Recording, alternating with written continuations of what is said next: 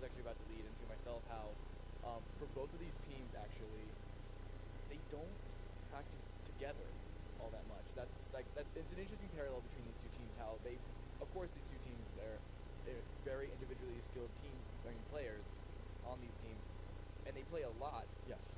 But they play a lot. They have about I don't know the exact number of how many teams split between them, but I know a couple of them. They're all on individual separate teams. A couple of them share on the same team, like 2 or 3 of them, maybe here or there, but very rarely do they actually practice as the full set of 5. And UCLA just said themselves that they rely on their individual skill when they play together. Yeah, of course. And like you said, that Cameron, UCLA, 3 out of 5 of them play in ECA IM, Yeah. intermediate. So ECA is basically the leading North American league for Counter-Strike. And these guys, within North America, they're practicing outside of the collegiate level, and they're playing, against other players who are in the collegiate level, whether they're semi-pro, whether they're ex-pro, and they're getting that experience. But of course, through college, there are pros on that side. And of course, you've got Food, who's played for Prospects in Premier. Of course, that was the previous season, season 24 of ESA Premier. But coming into this, Toy, who's played in Pro now for Rush, who's in the pro scene currently for ESCA, the Pro League. Yeah.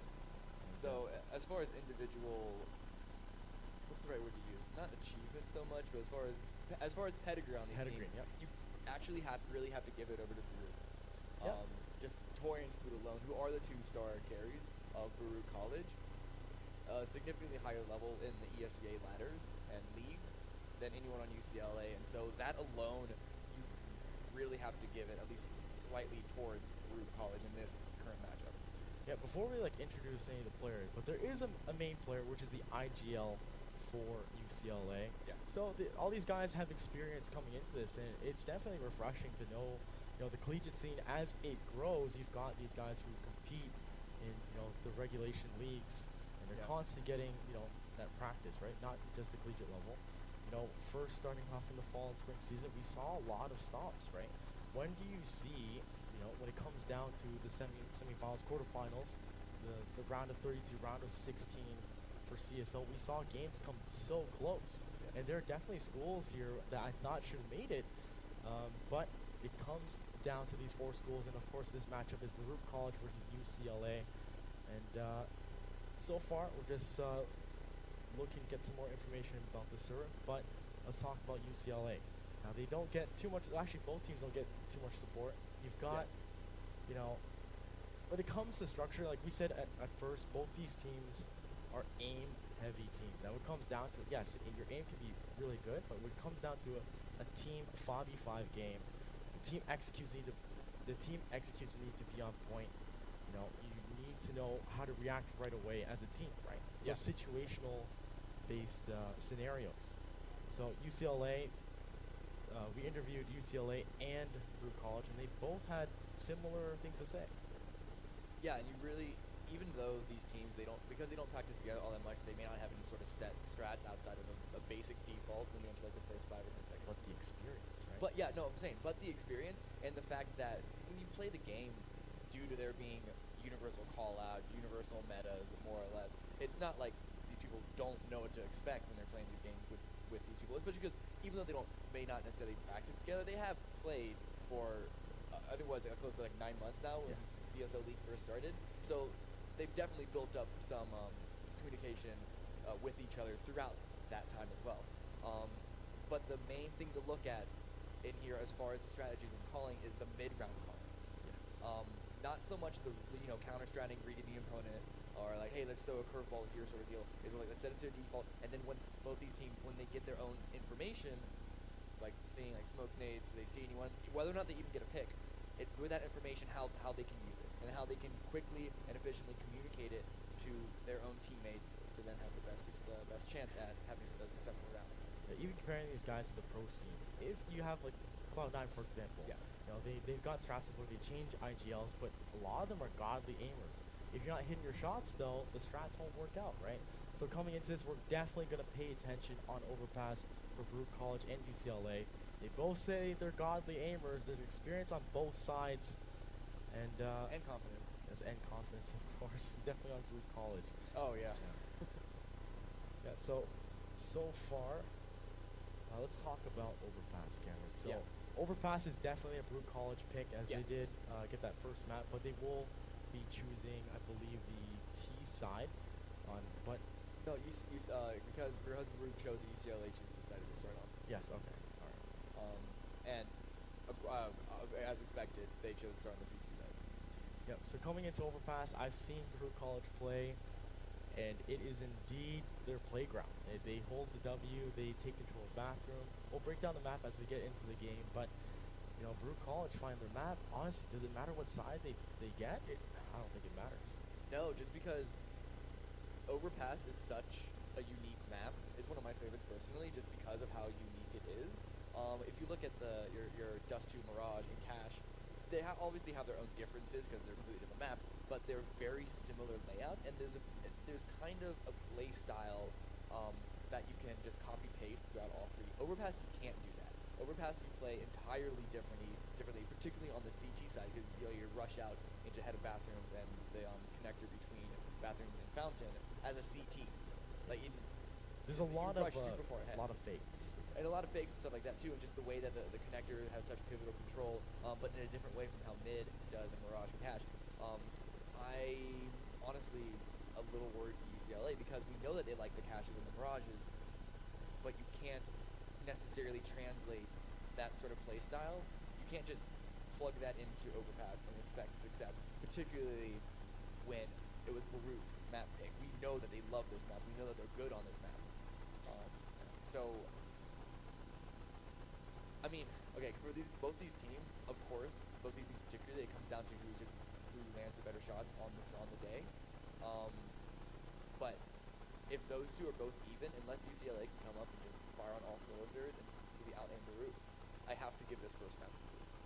Yeah, definitely. They have the edge because we've seen the past in the round of 32, round of 16, where Baruch College have dominated on Overpass. But you got to give it to UCLA.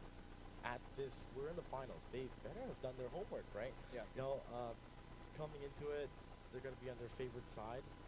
I don't know what UCLA. They'll probably pick the T side on Overpass. That's right. Knowing UCLA is a very T side aggressive team, but this we'll find out. Are they currently? No, they're not on the individual team just yet. Everyone's just loading into the server right now, so we don't know what side they're starting on just yet. Yeah, so guys, if you are just joining us, we're here at the CSL Finals. My name is True Line, followed by Cameron Davis. And we're just waiting things to get underway. But come down to the Scotiabank Theatre here in Toronto, Ontario, Canada. If you are local, the esports scene is very vast and growing. The collegiate scene is up and coming. And with these teams here, you best believe they're coming next year as well. You guys have 3 esports bars. Yes, yeah. I live in New York City, and as far as I know, we have none. You would expect that from New York. Right? Yeah. I mean, I know it's not LA, but it's still New York City. East Coast. East Coast is so underrepresented in the esports scene. But yeah, no, that's just to raise the point that Toronto has a really a fastly growing esports scene as well. Yeah, so far, guys, we could go on and bicker, but I believe we can cut it to a break and put some music on so you guys don't have to look at our faces. So don't go away, guys. We'll get this game very live very soon. And we'll see you guys in just a bit.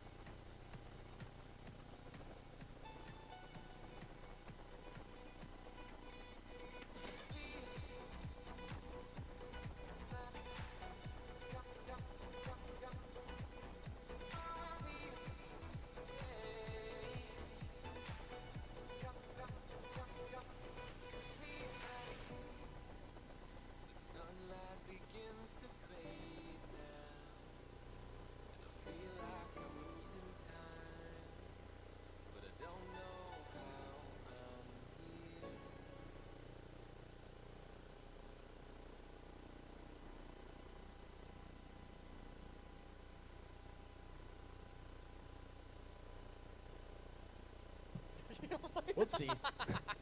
Amateur mistake. Welcome back, ladies and gentlemen. And we're going to get into the game momentarily. These guys are readied up. It's going to be Baruch College versus UCLA on the map Overpass. I'm definitely excited. I've been waiting. We've been here since Thursday. And we saw StarCraft, we saw Dota 2, we saw League, but we saved the best game for last here on Sunday. And it's going to be our first semifinal. And hopefully these guys will start very soon. But Cameron, what do you think about this matchup on this map? Like with Baruch's map? On Baruch's map, it's going to be Baruch. If I had to give a actual number to it, I'd probably say 16-12. 16-12? Somewhere around those lines where I don't think it's going to be too terribly close. I don't think UCLA is going to roll over. And just knowing how aggressive both these teams are, I actually do expect a couple of times, a couple of throws, round throws. But in the end, I do still think that Baruch are going to take this with a somewhat close. I expect double digits in UCLA at least, but 16-11, 16-12, it seems like pretty conservative, pretty safe. I'm going to go on the other side. Oh. I'm going to give UCLA some love here. You know, after talking to them, yeah, sure, you have pros on the other side, but it all comes down to the strats. The team executes, and I always say this, and I quote one of my favorite rappers, teamwork make the dream work, all right? So, still going to wait for these guys. No, but, well, what you said there, you have to note, UCLA, when we were talking to them, they were fully confident that they could out. yeah, so they didn't know so much about food, but Toy, they were going on about how they were just better aimers than him. And so that's definitely going to be exciting to see if that confidence is actually based in reality or if it's just, you know, confidence to themselves. Definitely, that's definitely the right mindset to do this. You never want to come into a game like feeling like you're the underdog. You always want to feel like you can take it. But I don't know. It'll be interesting to see if. to be honest, honestly, going out to any tournament, I would love to feel like the underdog all the time. Oh, do you? And then you 16-0 somebody, right? No, just kidding. But like, there's no way we're gonna see that here. All four teams that have come to the final, they, you know, not everyone has had. They all had a pathway, right? They've all have a story, and right now with Baruch, like I said, they have no support from their school. There's no club behind them. They all go to the same school. They're all friends.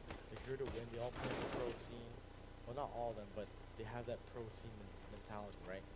UCLA, you know, a band of 5. They've been playing together for quite some time. Some school support, but UCLA is very vast. Like Los Angeles, I know UCLA had a second team as well. Yeah. But of course, coming into this, these are the best 5 that UCLA has to offer. They made it all this way. Even if they go out now, making top 4 is definitely a big achievement. How many teams do we end up having in the total league? The total league? Yeah. I think there was 70 schools. Around 70 schools. Yeah, to make it just even the top 4 out of 70 is a feat within itself. But of course, you always want to get first in whatever competition. If you don't plan on getting first, why even join up? Even before this, as we said, like 70 schools. CSL is branching out to even more campuses, over 400 campuses. I think it was 400 or 700. Actually got a lot of fruitful information that I did not know from the CSL family, of course, that I'm a part of. But guys, so we're getting into the game. Finally, a long wait has been here. UCLA versus Baruch College on to the Overpass. And starting on the CT side is going to be UCLA, and I'll introduce these guys. C-Gen, Scott Sterling, Raxa, Ani-chan, and Gimp. And over on the T side, on the T side, we got Baruch College. They're in game. They're known as Fiven or Fiven. I didn't actually know how it's pronounced, but they do have Floyd, Les, Food, Versace, and Meister. But already going to be a contact play immediately onto the B side through sewers. Wow, very quick trades happening in UCLA. Actually, not on top, but it's quickly even out to a 2-on-2. Yeah, but down to Meister and Gimp. Gimp in the pit. The bomb's down. He spots and he finds the headshot just like that. And UCLA with 1 player difference. And it came down to the trades, Cameron. And the pistol will go to UCLA. I didn't actually get a chance to see what the opening buys were for Fiven, but UCLA had all 5 armor on the CT side, which is risky because if that bomb gets planted, you have no nades, Well, one, you have no nades to keep them out of the bomb site to begin with, but then if the bomb gets planted, you have no kit to get defused. But like for them, they're able to hit their shots just barely enough to even deny the bomb plant from the start.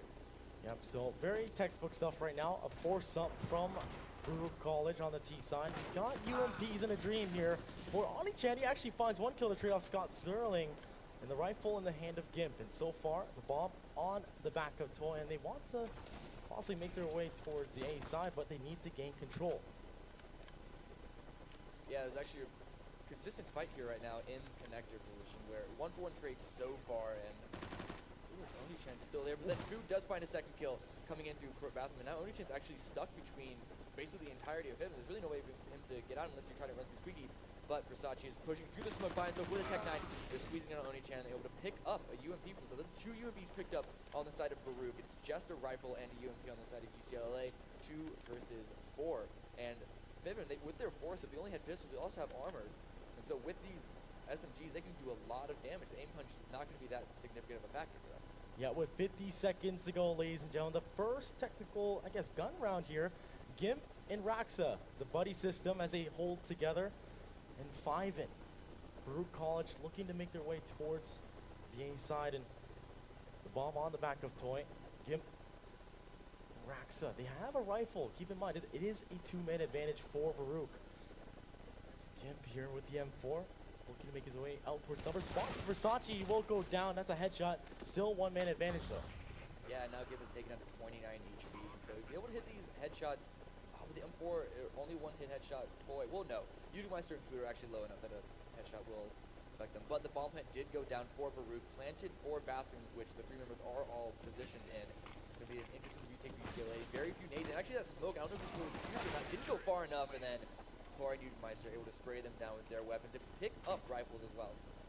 Honestly, those smokes were just detrimental to getting into that site. And the Deagle just taking out the legs of UCLA. Spraying them down. And now, so if you guys are new to CSGO, the economy system by textbook is going to be really ugly here.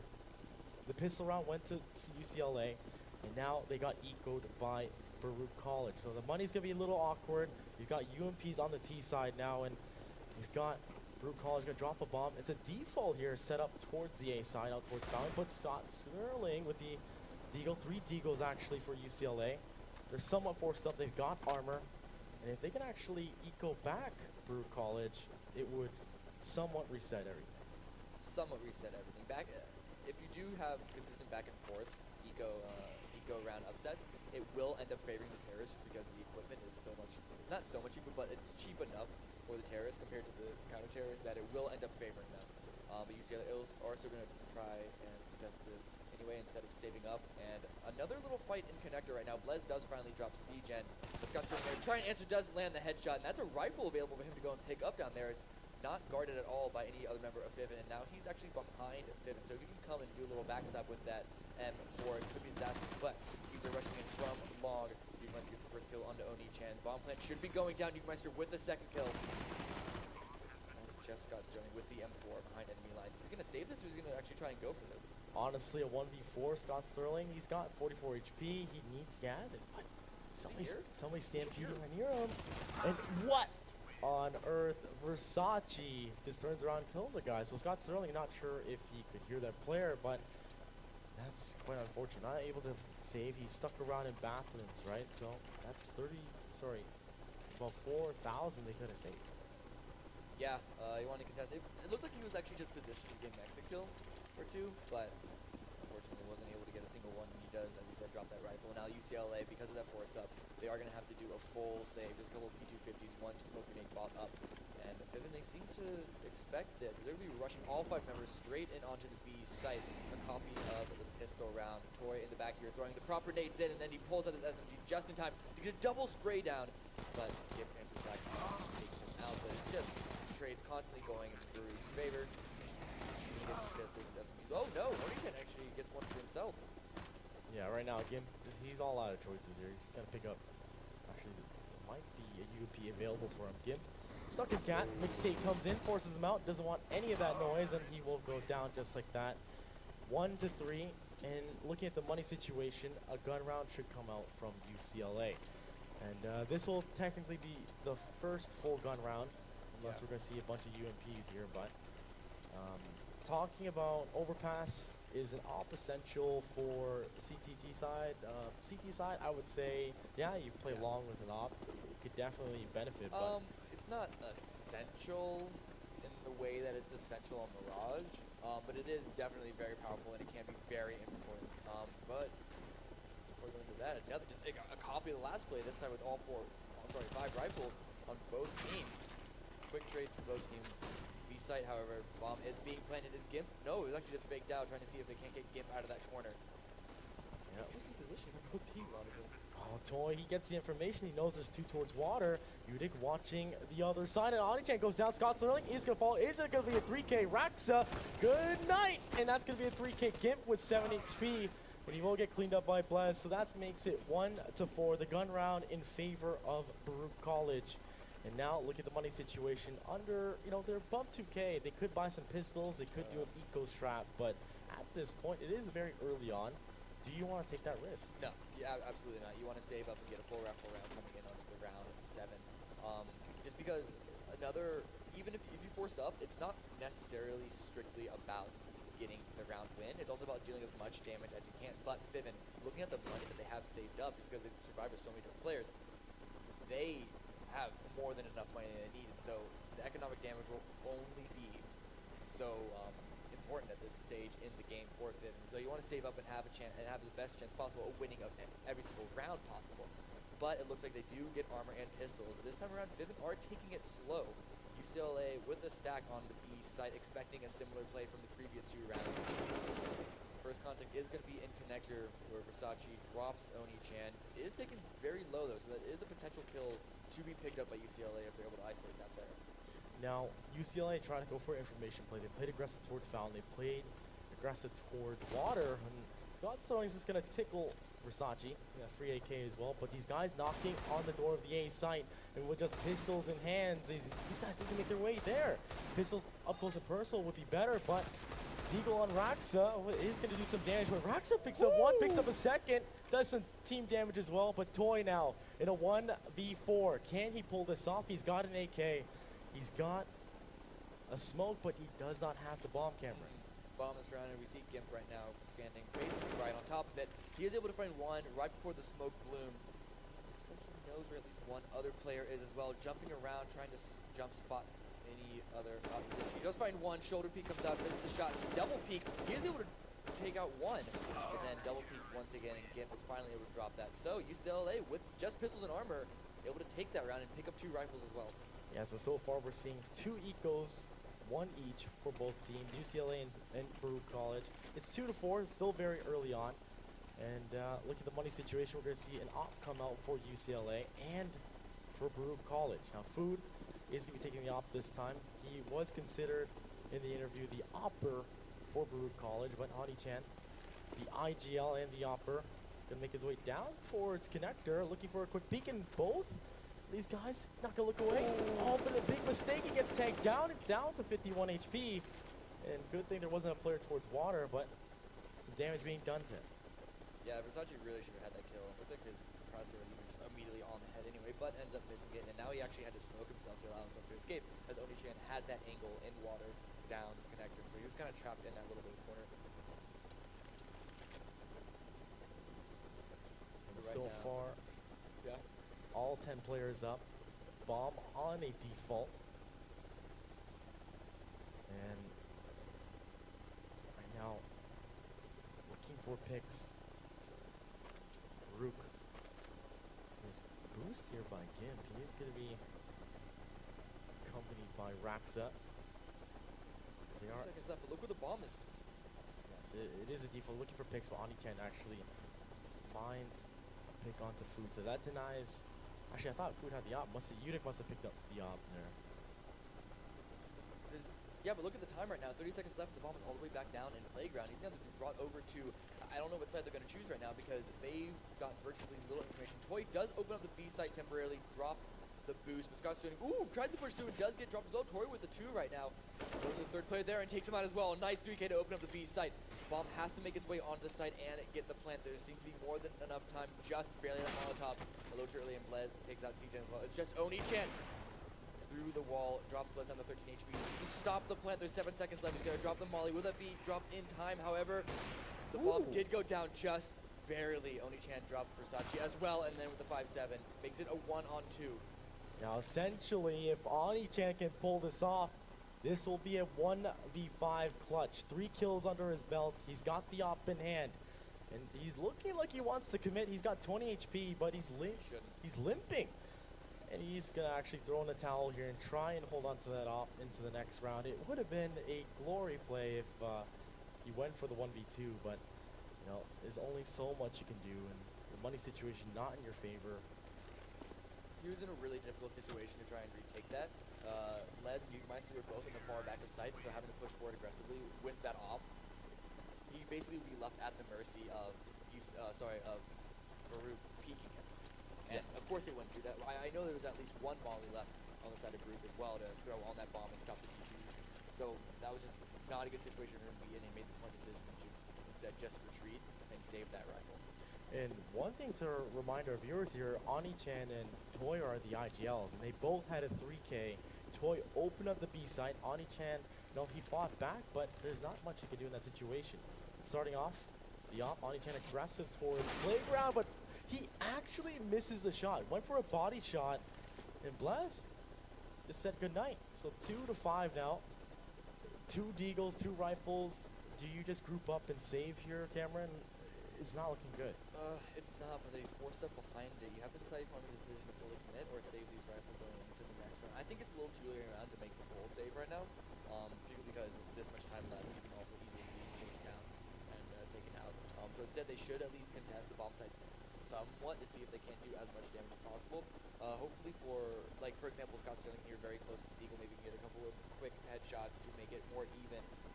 And some quick play right there. I like UCLA staying back though instead of pushing aggressively. In a lot of situations like this, you but you would see players pushing forward. Like, I gotta make a play, and they push forward.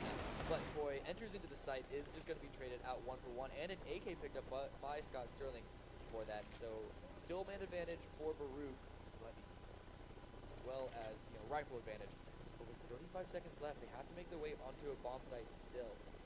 Yeah, they still have smokes to execute here at Baruch College, and they're going to set up towards the A site. The rotate's already going to come through. Can UCLA defend this site? A huge alert from Scott Sterling. But now, Baruch College knocking on the door, and Scott actually finds a kill into Food there.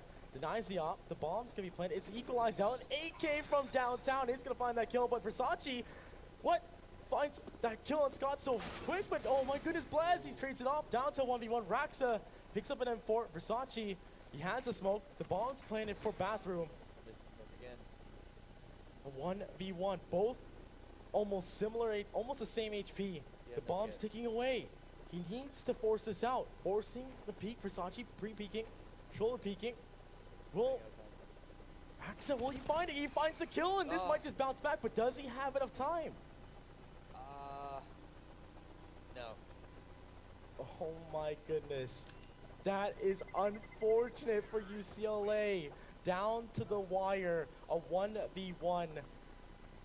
And Baruch managed to close out just by the time. Yeah, and you could still say that, oh, well, you dropped all 5 members of Baruch, and so that, of course, is 5 rebuys, and that brings their economy very low. But as I said earlier, their economy is already super strong.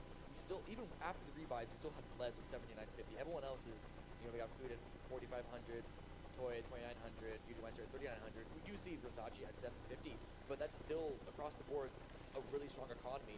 And now, since they know going against another full save, they're going to do a quick push onto the B site. Food with the mag 7, getting himself some kills, farming up that money with that $600 kill bonus. Been down to Scott Sterling. P250 in a dream pops out. It's going to be blessed to go down. That's a free AK, but the trade comes in from Food. 2-7 now. Look at the money situation. 4,000 and above. They should be able to buy it, but there's no op. Scott Sterling can definitely pick up an op. It's going to be glass cannon, no armor, right? I would go for it. And we're definitely not going to see that. Rifles across the board, and no op here for Baruch College. So 5 AKs, 5 Molotovs, full utility, not quite what UCLA wants on their utility. Yeah, it's a little lacking, but that's just the state of their economy. That's the risk that you have when you have that many four subs, even after you save with the full round loss bonus, which they're at. Well, they're only at 3 right now. Full is 5 rounds in a row where they get where it's like 3,900. Yep. Blad's gonna find an aggressive Scott Sterling. He actually went to peek here, but oh, Versace, he goes for the reload, but Audi-chan, no, he tried to go for that kill, brings it down to 8. Toy finds kills on B, and this is just a slaughter for UCLA.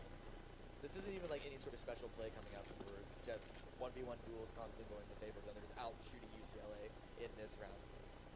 And Raxa and Gimp, they have M4s, they've got armor, they got utility. They should be doing the buddy system and holding each other tight because they need to save these guns. Yeah. And look at how much time is left. 50 seconds ago, the bomb hasn't planted yet. 5 players up for Baruch, and it's going to be a hunting party. Denying these guns from Raxa and Gimp will be so huge and crippling UCLA's equipment. But they've traded spots. CT's now in the place of the terrorist spot. They're going to be getting 3,400 from this at the end, UCLA, just because of the round loss bonus. And that's still not enough to buy everything. They could make the decision of force behind it, but I think that's just basically suicide right now. 1M4. Ooh, Gimp on a nice kind of off angle. He does take out food, but Tori then drops the ball. So no rifle saved for UCLA. And 4 of them saved on the side of Baruch. Baruch's money is looking really, really strong. Yeah, 2 to 8. And it just seems like it's just one of those games here for UCLA where they don't have, like, it's one of those games where they can't buy all the time, right? There's a lot of ecos. They're trying to force it. They did get 1 eco, mind you. And of course, we're going to have the match pause, possibly, a tactical pause as these guys, it's 10 rounds already been gone. It's 2 to 8. What is UCLA, what's going through their minds right now? I don't know, because it's not, like I said earlier, it's not even that Baruch are necessarily outsmarting them. It's just that they're just out shooting them, and there's only so much that you can really do to kind of counter that, other than just shoot better yourself. And it could definitely feel like for UCLA that they're up against a brick wall, and there's really nothing they can do to stop that, which can be frustrating. This is definitely a test of their mental fortitude, mental endurance right now to come back into this game and say, just up their own game. They need to focus on, okay, I need to hit my shots, I got to play better. It's not even like a lack of communication, because they're calling out where everyone is, more or less. No one in UCA is necessarily getting caught out with their pants down, not expecting someone to push them, like say when they're pushed. It's really just Baruch landing the headshots. To be very specific here, Toy, he's blowing up these sites. He's finding the room Baruch needs. And 11-0-6 right now. He's got 11 frags, but that being said, UCLA, what do you do when a player is just fragging on you guys? Do you play more passive? Do you put an extra person? Do you just try and figure out where they're going to hit? Honestly, B site has worked 100% of the time for these guys. A site, little iffy, right? Because you had that reset. The pistol did go in favor of UCLA coming into the 6th round. It came down to that 1v1, and Raxa came out on top. That resets the money situation. It comes into an awkward. So basically, for Counter-Strike guys, if you lose 5 rounds in a row, you receive a max loss bonus in your economy, and that will help you buy each round until you win a round. It will reset back to 1,400 per a win. Per loss. Yes, sorry. And but looking across the board, they're looking at the kills right now. It's not just Tori that's fragging on the side of Baruch. He's 11-0-6, but then you see right behind him is Udikmeister here at 10-2-4, Food 9-2-5, Blaz 8-3-6, Versace 7-0-7. Everyone's kind of pulling their weight. On UCLA, it's not even like they're that far behind. Gimp has 9 frags. Scott, Rox, and Oni-chan have 6, but the real problem is C-chan with 1. He's 1-1-9. That's definitely the biggest game to look at. yeah, it's still, I want to say it's about that time where they took the right time to pause.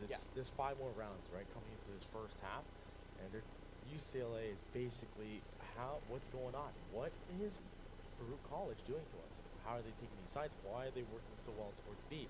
Oh, okay, Toys is making his way in and headshotting us, right? Yeah. So it's what do you do in that situation? Do you incendiary the openings? Do you smoke them off?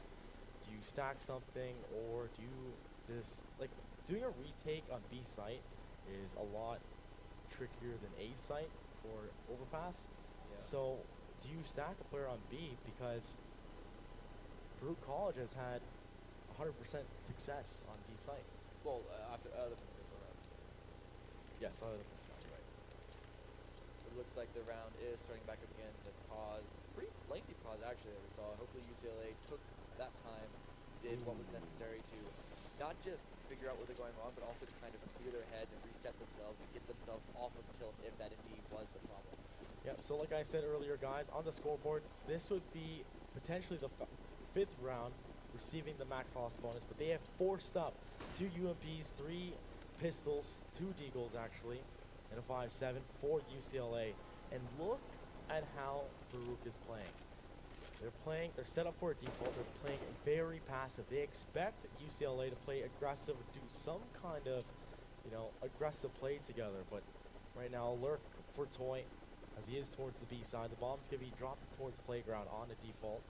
Honestly, Baruch just sits back and tries to find some picks. That was a very, very conservative round. Even when you have a safe default on a terrorist side, you don't see them play that far back. You can see Food on top of the slide in playground, jump peeking over the wall to see just how aggressive UCLA were also on their own merit playing incredibly defensively.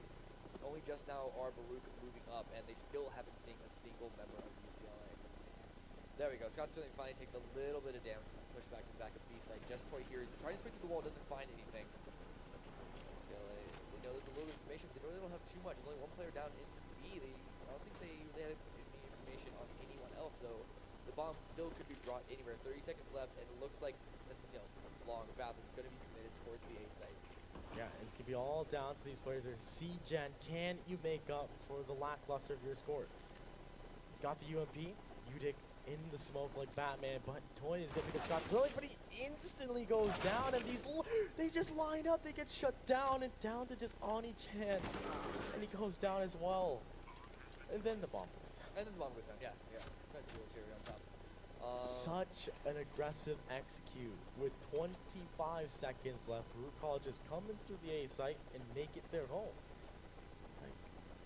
What do you do for UCLA? Mind you, the equipment for UCLA was lackluster. They had 2 UMPs, 3 pistols, etc. But now they have 3 rifles, a UMP, and a deagle. There's an op on Toy though. I mean, for one that I noticed, I didn't really like how CJ was playing on that A side. He had a UMP, and instead of playing up close and to try and make the fight between a UMP and an AK more even, he actually stayed pretty far back. And so once that smoke faded down long, the AKs came through, and that duel was absolutely favored by the AKs. So they're forcing up again. Look at this. No, this is the right play because they have the max loss bonus. Yeah. Right, and then it's they definitely have very low utility though. In fact, Roxa is left on the Deagle, doesn't have a rifle. That is true. I mean, with max loss bonus, it is a conversation that you can have. But these force-ups have, granted, okay, so small samples. We only won 2 rounds total, and one of them was a force-up. So maybe we're going, it's their most successful having a force-up. But there's a point that you're kind of just committing suicide essentially with your economy, like constant force-ups. Oni-chan though does find out Toy, and that is going to be the first kill. So already something found out by UCLA. I like the position that they have around taking quick control of bathrooms, only having, 2 people with a little boost. Ooh, Scott Sterling, nice spot onto Blez, is going to drop him. Gimp also gets another kill for himself, so it is a 5 versus 2. This force-up may actually work in their favor. However, Food is going on to the A side. He does drop Gimp and makes it a little more even. 2 players up for UCLA. They need to maintain that advantage. 2 rifles, UMP and a Deagle Raxa. Oni-chan on the huge flank, but Udic Meister will go down to Food. A 1v4, and he's going to get taken down by Scott Sterling. A 2K for him, 2K for Oni-chan, and killed by Gimp. So UCLA bounced back, and looking at how these rounds have been going, though, if they cannot find these last 3 rounds, it's not going to be good. Yeah, here's the tricky part, because once you win a round, if you immediately lose, your economy will be completely reset. You're back down to gaining only Yes. 1,400. So that's the tricky situation that you find. They were able to survive with 4 members, so with the money that they got from winning that round, they could spend all of it on utility. And so it's definitely a good thing. They not in a tricky spot. Like if they only had to buy they only had enough to buy you, and you say they only spent 1 member, that'd be one thing. But already they do get the opening kill yet again onto Toy in water right now. UCLA playing aggressive. They're figuring out where they need to play aggressive. Scott Sterling getting another kill on Versace. So have they started to basically read UCLA? Honestly, I'm telling you guys right now, we are not seeing textbook things from UCLA. An aggressive C-tide, the CT side is not common. You have these guys find 2 picks. Toy goes down, Versace goes down to just 3 members of Baruch. And Scott, they have control of connector. Look at this lineup, CGen, and he lines up 3 members of Baruch, and that will put them 4-9. And they just need the last 2 to put them in a decent situation in the second half. Yeah, considering just the amount of dominance that Baruch was showing in the very first half, getting 4 and then immediately 5 after, if UCLA are able to get these last 3 rounds, it would be a pretty decent comeback on the first half, putting them, again, not in a great spot, but in an alright spot to, if they continue this trend, if they really do seem to have grabbed Baruch's number. Again, we'll see how that gets all affected by the side change. But there is still a shot for them. They're not out of this just yet.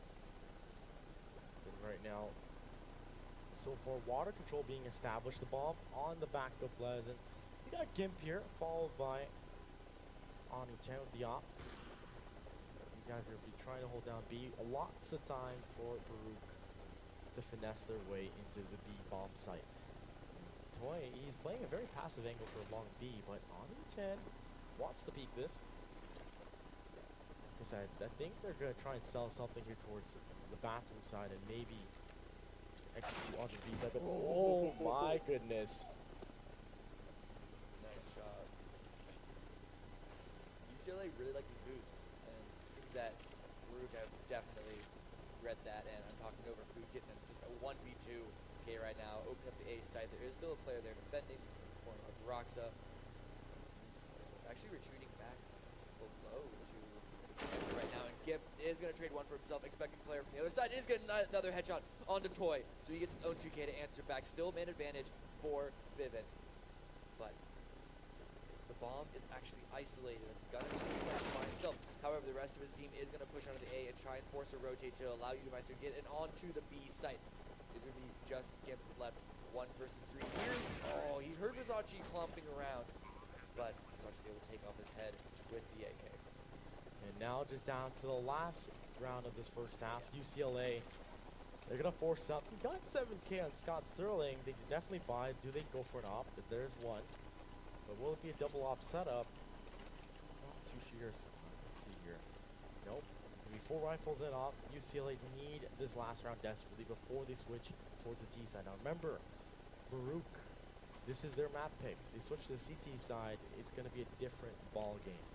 And they've been pretty successful on the T side. Double push up by both teams. And another stack. CGen gets 1 kill and spots out multiple other terrorists pushing. He's going to try and fall away. Scott Sterling goes with another kill.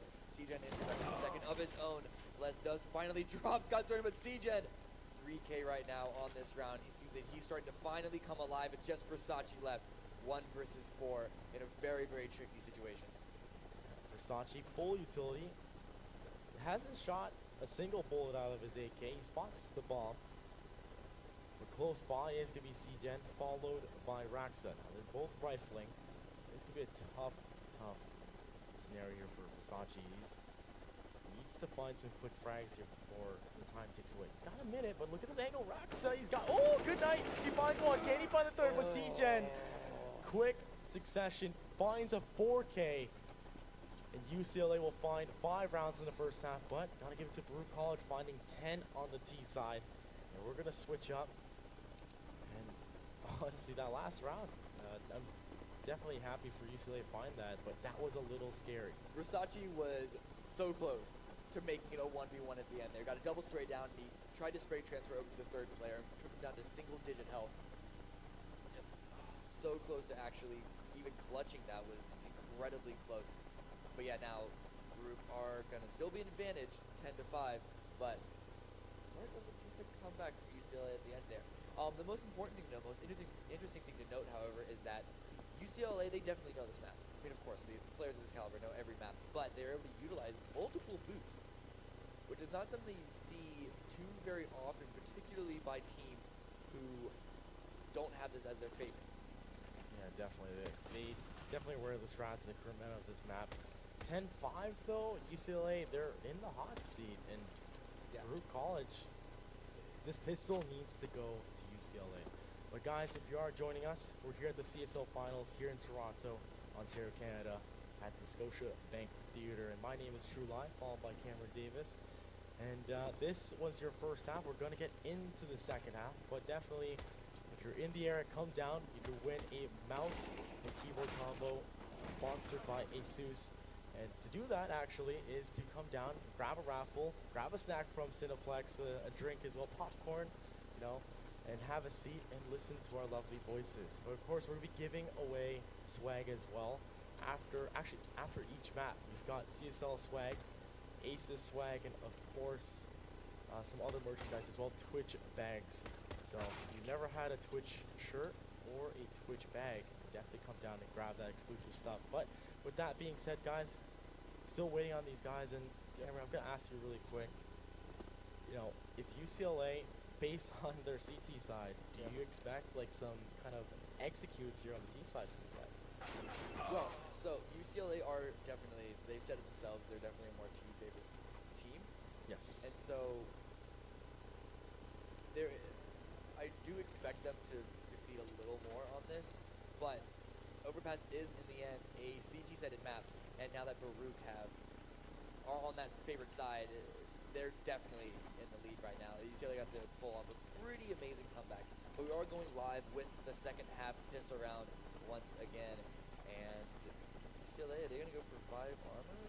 Baruch are going to go for 3. What do these last 2 players can buy? There we go. 4 armor and then a kit on the side of Baruch. 5 armor for UCLA. So this is going to be all about shooting your opponent. The only one nade is a single flash on the side of Versace. Food pushing up, spotting out Fountain. Does see at least a couple of terrorist members, and that's going to be calling a rotate over. And actually a quick push on the side of Baruch. Down to the sewers. Nice headshot on the Scott. And Toy next in line finds one for himself, looking for some more, but he won't get the rest. Gimp up close and personal, needs to make the Glock work. C-Gen and Gimp find one apiece. It's equalized out to 3v3. The bomb on the back of C-Gen, it's going to get planted, but look at the flank. Yeah. 2 players from Baruch. It's going to be Blaz, followed by Udic Meister. And right now, Versace just waiting for the cavalry, but he goes down too early, but from behind. Does Gimp know? Gimp He doesn't know where they're coming from.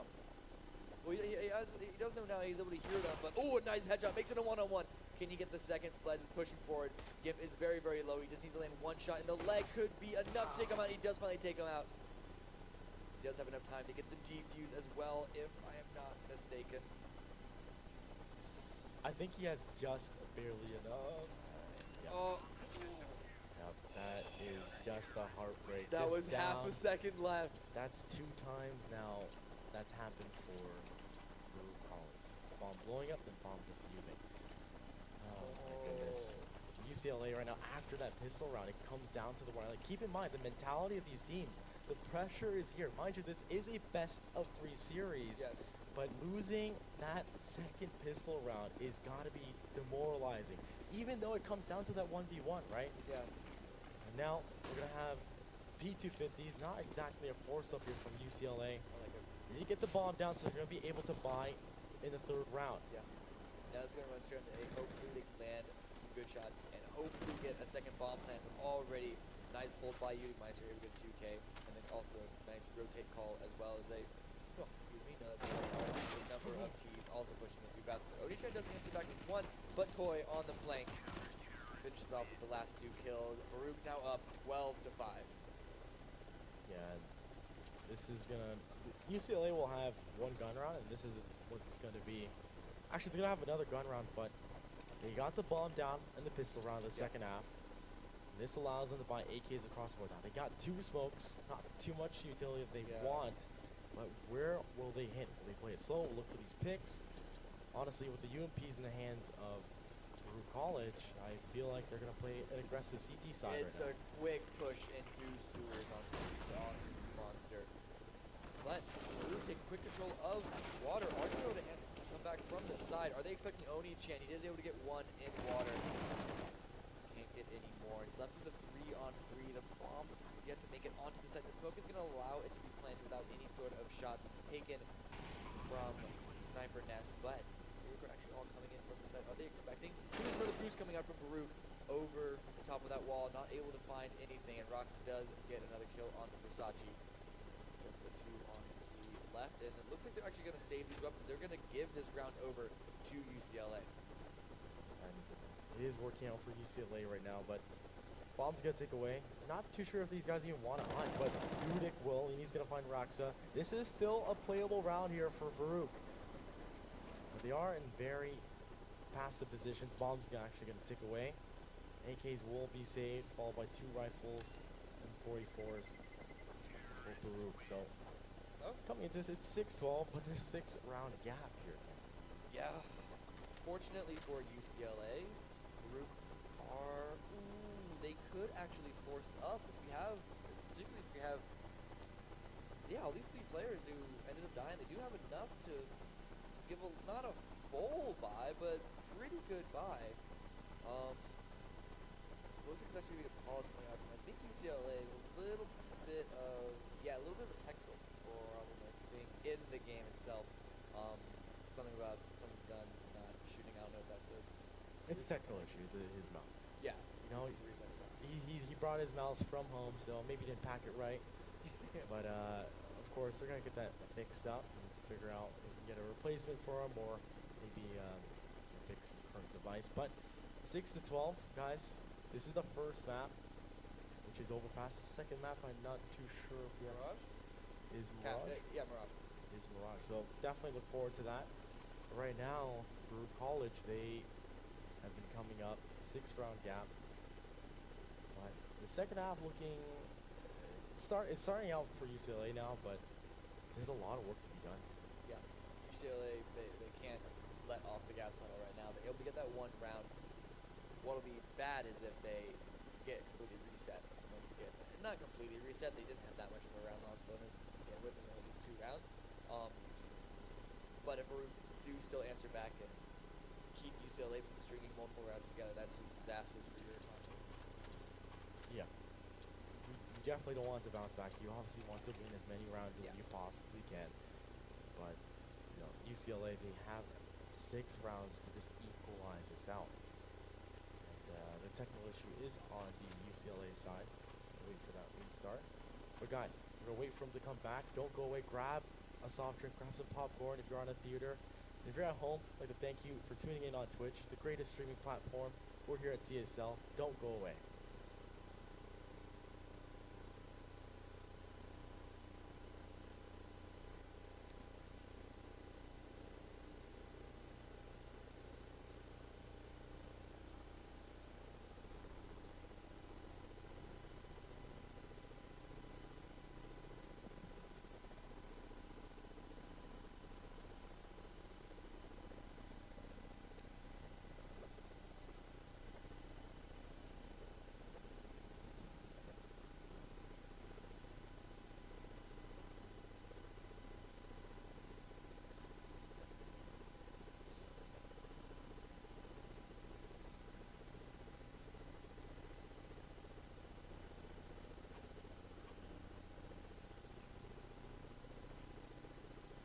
Oh, hey, we're still here.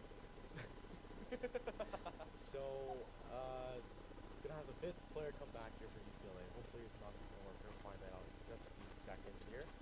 But, no, I guess someone not. else running in. There we go. Okay, so, Yeah, this is on here. Just trying to figure out that issue. But, guys, honestly, let us know. Tweet at CS Star League. Let us know who you feel will make it to the grand finals. We do have 2 semis. If you don't know the schools currently competing, it is going to be Baruch College, UCLA, UCI, UCI, and then UC is going to be our second semifinal. And that's That should be another barn burner. But we're not there yet. This is still the first map of the first semifinals. Looks like, yeah, looks like we're resuming the game right now. Baruch and UCLA, 12-6. And yeah, Baruch are actually going to force out. They had enough money. They were able to save up enough money. And so that single loss wasn't enough to force them into a save. And UCLA, even though they won that round, they have Oni-chan and Roxa stuck on Tech 9 just because of how much they lost. Yeah, the Tech 9 play is definitely okay, but you gotta get close and personal. But speaking of that, there's aggressive play here by Baruch College. They're in the party. Balloons. Looks like they're gonna back off, but Gimp in the squad. So they establish their control towards Fountain. The bomb on the back with Scott Sterling, and a team like Baruch is just gonna completely back off and play passive. Yeah, I'm really surprised that those two Tech 9s, they had enough. UCLA have enough to buy a kill.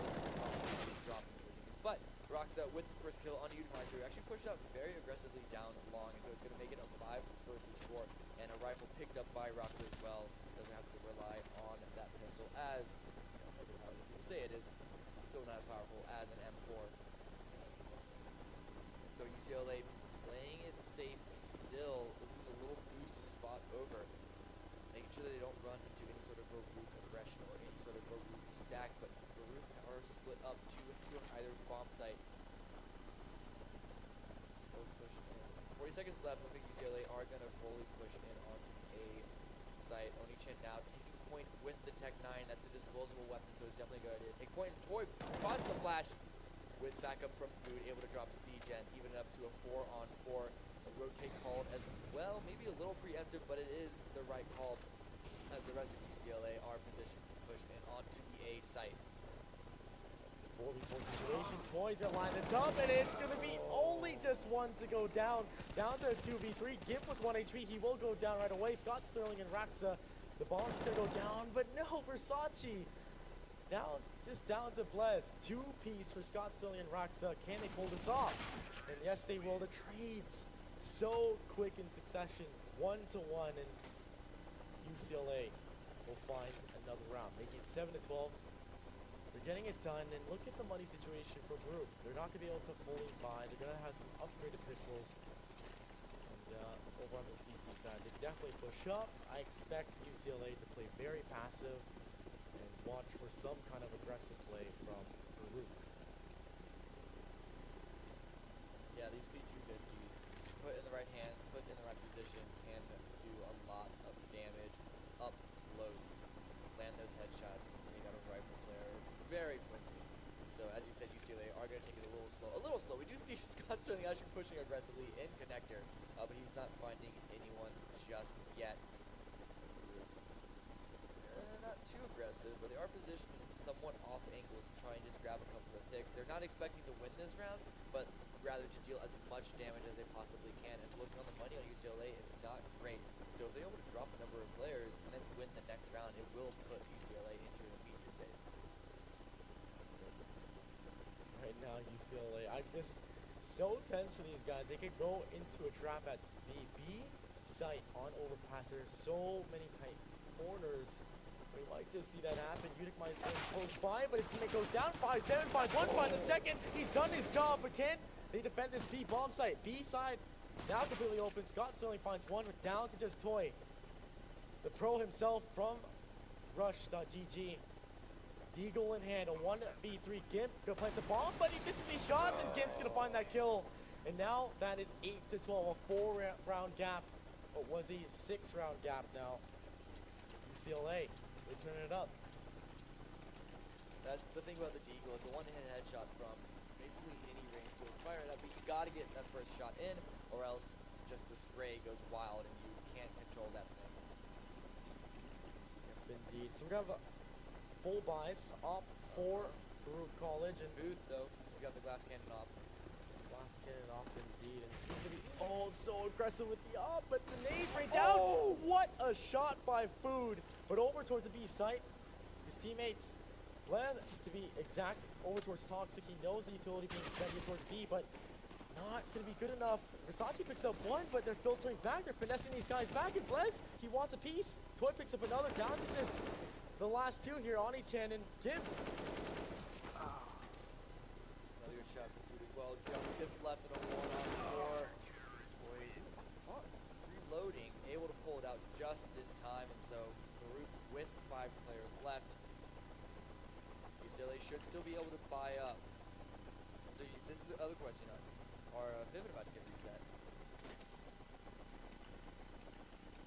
No, so with that being said, like they just aggressively, actually sorry, UCLA tried to aggressively take B site, did not work for them. The trades just weren't in their favor. A nice crossfire from Baruch to essentially hold them off. That alone, coupled with a very aggressive push on a glass cannon pushing that far forward is, that's aggressive. In honest, the round honestly for Blue College that round was for UDIT. He came in with that 2-5-7 frags, right? He's done his job. He delayed that rush as well, and he got 4 AKs across the board here for UCLA. Just a block here for CGen. He's got some utility. Toy trying to gain some information here towards water. Little does he know, though, the player right underneath him. Yeah, he's jump spotting, but he's actually just giving his own position away with the sounds that he's making. He must have spotted something because he's looking to fire through, and now he actually hears the shots coming out from. Who's that from there? Yeah. Shooting each other. Nothing's exactly working. I don't know if Toy's able to spot anyone else as well. He could have seen CGen in the back as well. But 45 seconds left. The bomb is still very far back in the back of the map. Looks like they're going to rotate it down over onto the B side. Potential execute to come out shortly from UCLA to help get that bomb plant and get the round win. And no player has died. It's 30 seconds into the round. You best believe UCLA need to make their way towards the B site. Here they go, and it's going to be a slaughter. Bless finds 3. He finds a 4. Can he find the ace? And he will find it. Ladies and gentlemen, the first ace of this tournament. Bless for Baruch College. He shuts down UCLA. But will that do it for these guys? Yeah, that could. So just looking at UCLA's economy, it's not that great. You see Gimp forcing up with an AK, Roxanne and CGen forcing up as well. They don't want to play this to overtime, which is a risky decision, particularly because Oni-chan is left on a clock. They have 2 rifles to their name, so Scott and Gimp are going to basically have to carry the entire team this round if they want a chance of winning this without going to overtime. But if they lose here, this is going to be Baruch's game. And Oni-chan was very aggressive, threw a volley, can't do anything with that clock. And then, boy, Udemeister both getting 4 kills, but then traded back 2 for 2. It's 3-on-3 tie right now. And so far, the advantage is for Baruch. The positioning, Versace picks up 1, and Fu finds the toes of CGen. Down to just Gimp now. Huddled into the corner. Bomb within reach, right by Optimus, and he's getting pre-fired here. And he's got lots of time, but a really tough battle here to 1v3, and he's actually crouching down to hide his head from the headshot angle, but he's gonna make his way out. Gimp, big attack from behind, and Bless gonna find that kill. So that seals the match point, but 1 round away from Blue College to find that point. UCLA have no money though. Obviously they're gonna want to force up right now because you don't want to save when you're at that point. That's literally suicide, actually. Maybe not literally, but in terms of this map is suicide. So they're already able to get an SMG on the Gimp, but everyone else is going for upgraded pistols. Got 3 Tech 9s, 1 Deagle. They're gonna have to hit some amazing shots while they enter in onto these sites. And Vivid pushing aggressively once again up towards the fountain. Now being pushed back with counter nade from UCLA, and a nice molly to stop UCLA's push. Doesn't do too much damage. And another smoke coming out. Blue, able to find information, get a double spray down, make that a triple spray down. No, it's a double because down. Jen will go down, and that will seal the deal, ladies and gentlemen, for the first map in this series. Baruch College will find overpass on UCLA. Now the next map, Cameron, that's going to be Mirage. Yeah, so guys, Mirage will be the next map. This is a best-of-3 series, the first semi-final here at CSL. We're here at the Scotiabank Theater. My name is True Live, followed by Cameron Davis. And coming into the second map, I don't know what to expect, but guys, don't go away. There's a lot of Counter-Strike left for today. Baruch College looking very strong on overpass, and we expected this. It's their map. UCLA, they fought back, but like you said, you expected double digits. I actually gave a little bit of love to UCLA, but gotta give it to toy and food. Seeing them on a different, the LAN experience, the LAN environment is definitely different from online, but these guys have played it up through college. With Mirage, though, this is going to be UCLA's pick, and they will be deciding sides. And of course, I don't know what to expect from Mirage, but don't go away, guys, and wait for these guys to ready up. Grab a drink, grab a snack, and come right back to us here at CSL.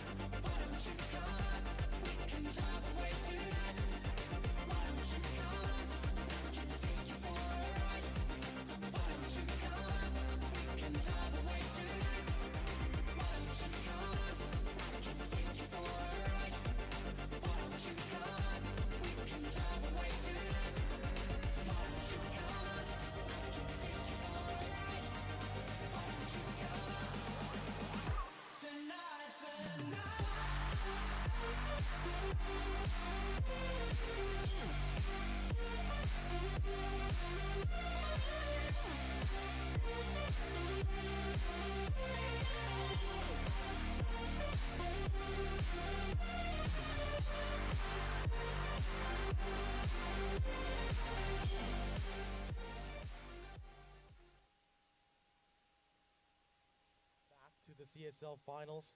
We're into map 2. It's going to be on Mirage. We've got Baruch College versus UCLA. And unfortunately, UCLA did take a loss in the first map on overpass against Baruch. And it was a pretty, convincing fashion, right? Yeah. But coming into Mirage, it's a new map. Everyone needs to reset, get some water in them, take a breather. And this is the first series of the day. Now, Cameron, let's quickly talk about Mirage before these guys ready up.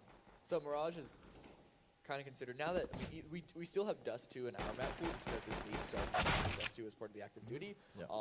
But now that Dust 2 has moved from the majority of other leagues, in fact every single other league, Mirage is kind of considered the Puggy map, which is a little strange because Mirage is also a map that you can use a lot of set executes and strategies to your advantage, but it also is available to just play it super pug style, and that's one reason why UCLA really prefer it.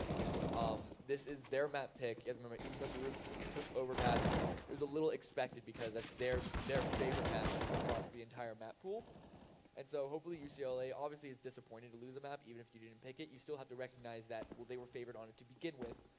And so now it's our map pool, now it's our map pick, and so it's our turn to answer back and send this to the third map, Nuke, where both teams, as far as historical performance on it, fairly even on it.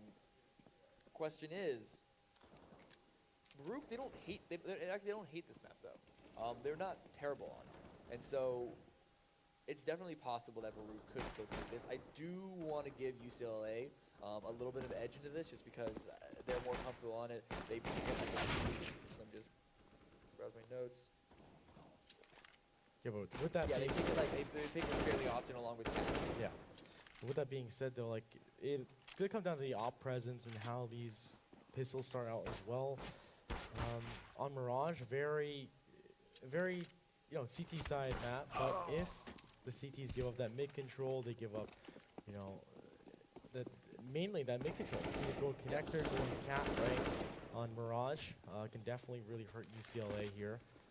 And so far, 5 in, so the other Baruch is actually going to be on CT side, so yes, that's correct. So basically, that pick by UCLA will start on the T side, and Baruch will start on the CT side. Now, that, like I said, that's kind of scary because the CT side is favored on Mirage.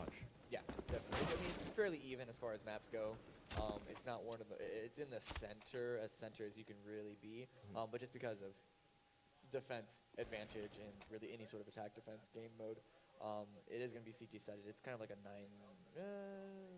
9-6 CT sided. But the thing is, the thing that actually makes me worry for UCLA the most is the op. Baruch they didn't pull the op out that much, but when they had it, they were really successful with it. UCLA can't really say the same. part of it is because they were really struggling to get their economy on the CT side rolling, and so they really had maybe like 2 chances to get the op in their own hands. So maybe if they're finally able to do that, they're finally able to get everything done, they can, you know, do good work with it. But we've seen Baruch do really good work with the op, which is super important to take and maintain mid control. Yeah, and there are definitely some key things we're going to definitely look at. But the round of this first half is going to start off. It's going to be Baruch College on the CT side and UCLA on the T side, and get right into the game. So this pistol round so crucial for UCLA. They are starting the unfavored side. They need the pistol, maybe waterfall out A or Palace, maybe just take control of you know, middle. But with that being said, it's scary because we need to keep in mind both these teams have an aggressive play style. Yes. The CTs have been, we've seen UCLA play aggressive CT side, but now they're on the T side. What will they do? It's going to be a double up here towards the CT side, Udic and CT spawn, sorry, and Blez towards ticket booth, and smoke's gonna rain down. So an execute here for UCLA, but no through the smoke. Blez picks up 1, and it's already a man advantage for Baruch. Oh yeah, and the lineup food coming in from Jungle, able to get 2, can't quite land the third. The bomb does go down in the smoke, and Seagen's able to drop 1 kill before he falls, but it's still just Lee Scott only left in a 1-on-4, and now he's completely taken out. They get the bomb plant with the help of a smoke, but Blez at the very start, as you said, very good positioning, boosted on top of ticket booth, able to see actually over the smoke and land that first headshot before falling away, and then calling in his team to help not just from jungle but also just get the retake, and they do really successfully. They only lose 1 player. Now, mind you, yeah, Baruch wins the round, but UCLA, keep in mind, got the bomb down. Yes. They're going to be able to buy in the 3rd round. It all depends on what they're going to do. I've seen teams even buy like Tech 9 the 2nd round after getting the bomb down. Yeah. And they try to farm up, try and get 6 hundo a kill, but you've got UMPs across the board here, followed by a rifle onto Udic. Now, looking at these positions, Food's playing towards middle. You've got Toy towards B. You could actually just have 1 player on B if the information's good from Cat. And so far, that nade not going to do any damage to the 5 players by UCLA. They're going to make their way towards the underpass. Scott's going to take some damage, but so far the bomb on the back of Ani Chan, and they're going to actually try and gain some control towards Connector, looking like an A pinch in Food. Close by Connector, spots 1, he's going to find that quick kill, looking to back off right away, but 2 players posted up. Yeah, Ani Chan right now pushing in through Connector, finally makes it through the smoke, nice headshot under Food, and can't quite catch. But off guard as Meister from behind. Perfect teamwork, helps his friend out, and now just spraying down these terrorists, unarmored terrorists running in to the A site. It's just Siege and left. He's all the way up in Palace with a Glock. There's really not much you can expect from this player to do anything at this point. He's going to hold close, and no, he's actually peeking out. Ooh, nice shot onto Blez, drops down to 3 HP, but Blez is now going to stay far away so he doesn't get fully taken out, and they're able to isolate Siege-Gen's position, and I'd be surprised if he's able to even get 1 exit kill. Yeah, there's no way. They're going to hunt this man, to be honest, because the bomb is in their possession, but oh, that awkward angle. Toy sitting on that vase there, but we're going to have a technical real quick, a little Discord, but get that fixed really fast. So 2-0, Cameron. Yeah. Pistol goes in favor of, you know, Baruch. Now the 3rd round, looking at their money, 4K and up, they're going to be able to buy not exactly enough utilities that they want. If they're spending utility, are they spending it for full execute? Are they fully committing to that site? Or are they going to try and sell some fakes? Or are they going to gain control middle?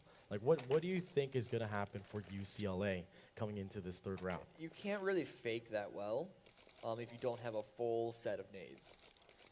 Just because if you have light nades and then you use those nades in the fake, that leaves you with nothing. You have to bank on the fact that the opposing team falls for their fake, calls for a full rotate, and then by the time you rotate over to the map that the site you're actually going to hit, you have to hope that the enemy team isn't already rotating back, and so lack of utility just makes it incredibly hard. Yep, and looks like the game's going to resume. And the light's coming on. Shout out to Media XP reminding me that the lights are brighter than my future. So with that being said, as we get back into the game, the off in the hands of Food.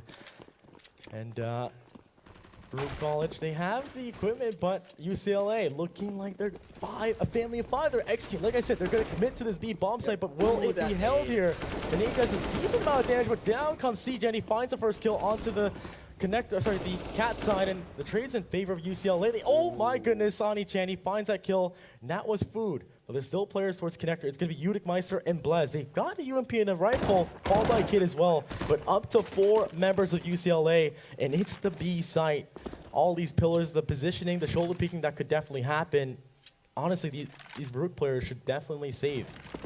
Well, no, Blez actually drops Oni-Chen. Looking at the health on the side of Gimp and Scott Sterling, I don't know if Baruch necessarily know how much damage they've done.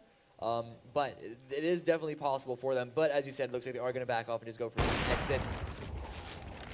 Meister almost caught up, misses his op shot. Looks like he's gonna fall away. He's not even gonna try and face this. Keeping that op is more important than dropping any of these UCLA members. Yeah, it looks like these guys are gonna go for the hunt. It would have been funny if they didn't know where that second player was and a defuse came in, but yeah, it does definitely happen. So 2-1. UCLA will find their first round in this second map. And keep in mind, if you are just joining us here, the first map on Overpass did go to Baruch College, and UCLA need to find this map to keep it to a third map. And we're gonna have an op still in the hands of Baruch. No op here for UCLA. AKs across the board. Decent amount of utility. They've got 4 smokes followed by, a Molotov, and so far, lots of time unlocked. What will these guys do for UCLA? UCLA are now taking it a little slow, but they're setting up for a full grenade execute onto the A site. It's kind of your standard, just you nade off the 3 essential crossfire positions. You got, jungle, stairs, and CT spawn / ticket booth. But they're taking it slow. They're waiting for Baruch to not only use up all of their utility at the start of the round, but also wait to see if Baruch want to push out aggressively. And it seems that the utility has gone very, very low on the side of Baruch, but they are staying passive. So it's all about them hitting their shots at this point. And the smokes are coming out onto the A site. Gimp taking point, coming in from Palace, drops Blez, who was caught out in the middle of the site. The smokes made him completely detached from the other players. After the site, Thur, though, a nice shot onto Gimp, who actually pushed through the smoke. And there was a hole in the smoke as well, able to drop Scott Sterling. The bomb did go down, but now it's just Oni-Chen left. 1 versus 3. Did they see him go? It seems like they saw him go into jungle. Yeah, Food has the angle, drops him. That's going to be Baruch answering back, making this 3-1. UCLA's economy is not awful, actually. I'm definitely going to point out that CT smoke. Yeah. Just a giant gap. And that's unfortunate, right? It is very basic stuff to get down, and maybe the pressure is coming down for UCLA, but that smoke, you cannot, at least have the CT smoke there, Force the player to come up on ticket booth and peek you, right? But unfortunately, they do get the bomb down, but they can't capitalize in the round with those mistakes. Ooh. And Udic going to start off the round, finds 2. Blez can pick up, actually 1-1. Blez picks up 2. He won't go down, but Oni-Chen and Scott Sterling just spraying and praying for their lives. They need to get the bomb down. Food misses that op shot. Oh my god, I thought he was going to get away from it, but Food, what a nice shot through the smoke. And honestly, that was such a demoralizing round. They had AKs, they wanted to get the bomb down as fast as possible. And even when the smokes don't have gaps, Cameron, you get shot through the smoke. Yeah, it's a little bit of luck in that aspect, just firing through, hoping that a lucky shot hits, and Food got lucky this time around. You also have the question UCLA just pushing it onto the side. The buy wasn't perfect, but it wasn't a complete save. Like, if it was just Tech 9 armor, then yeah, sure, I can just imagine rushing to the side. You're not expecting to survive. You just want to get the bomb plant down. But with these rifles and not full utility, but at least a little bit of utility, you kind of have to question why would they go for such a rudimentary play. Yeah, but we're going to see a family of 5 joining each other as they look to make their way towards apartments. And the nade, it's going to do quite a bit of damage actually onto Gimp. And out they come. They're going to waterfall onto this B bomb site. It's going to be held down by Udic. And Versace from Get Right is going to find 1 kill. Picks up 3 actually before he gets straight off. Bomb site's open, but this rotate is so fast. The bomb drops in front of Market and down to Raxa, who's stuck towards Cat. Switches to the pillar, but he will go down to Blez. And they honestly, I'm not too sure who had the bomb there. Yeah. That was an eco, right? Yeah.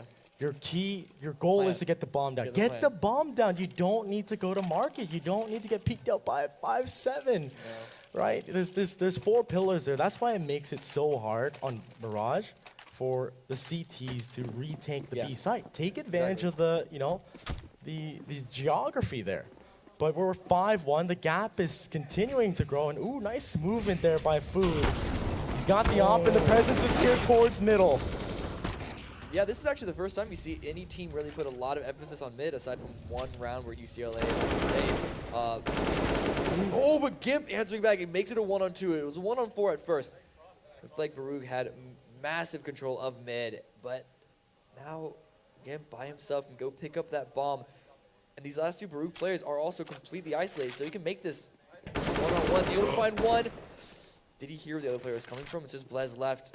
Blez knows where his position is. He's going to wait him to come in through connector. And Blez just really solved. No as he went around the way. corner. And then when Gimp popped out, Blez just takes him out. So There was still some time to play out the round. Gimp, Yeah. he's just trying to, I guess, force the issue and try and, I guess, grab the bomb and gain control of connector. But the play from Blez, he only goes down to 46 in that trade, spots him last second as he goes to the left side. And now we're at a 5-round gap. Look at the money situation. Under 3K, 2K, these guys have to save up. You've got pistols, a Deagle, Tech 9, and 5 P250s, sorry. And actually, they're going to challenge towards middle, and oh my goodness, this is actually really ballsy here by UCLA. a lot of damage to Juice. Does finally drop rocks. It gets us. Oh, Blez actually with the second shot on Onichan. Yugemeister timing with another kill of his own. Finally, see 2-on-1 player on Blez, but now it's just Scott Sterling left, and he gets taken out. So a clean round for Baruch. Versace almost falls, but able to stay alive, and that's Baruch up 7-1. This is a more dominating start that we saw on Baruch's own map pick. Yeah, it's with that, that CT side advantage, right? And 7-1, and we're seeing quite a few mistakes here by UCLA. Like that eco round into B, they find those 2 kills onto the B side. They even, have that bomb, which was closer to market. And why is that there, right? You have to ask yourself. Here towards the A side, they execute through. Smokes a little bit late, but Udik is going to find it out. Finds on 1 kill into Gimp, but Rax is going to trade that off. It is a 4v4. The advantage still for UCLA, but these guys are hollowed up towards Sandwich. Yeah. Not able to make it onto the side, and that allows Baruch to have a quick rotate in. Still able to get the bomb plant down. Left it a 4-on-4. Baruch have a really nice shot. Try and retake this as a health advantage as well as grenade advantage. Toy taking the first kill on this retake, dropping Scott Sterling. Now boosted on top of Ticket Booth actually. Toy is finally drop. Onichan and CJ chiming in with kills of their own. Now it's just Food left, 1-on-2. With the op, very difficult to retake with it, but with the low health of these last two UCLA players, he can just do it with his pistol, but instead looks like he's gonna push forward. Fake the bomb, and Roxa, with the knife, no, he's spray with the gun. I thought he was gonna go for some knife swipes.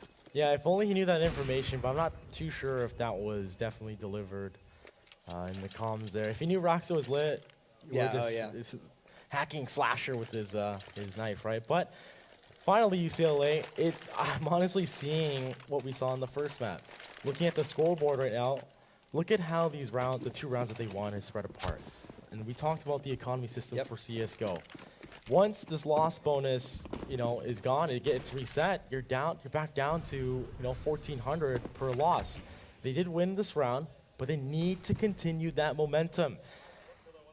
They're down 1 map. They need to step it up. UCLA, they've got an op, they've got utility, they've got AKs. There's a lot of time on the clock. They need to finesse Baruch College.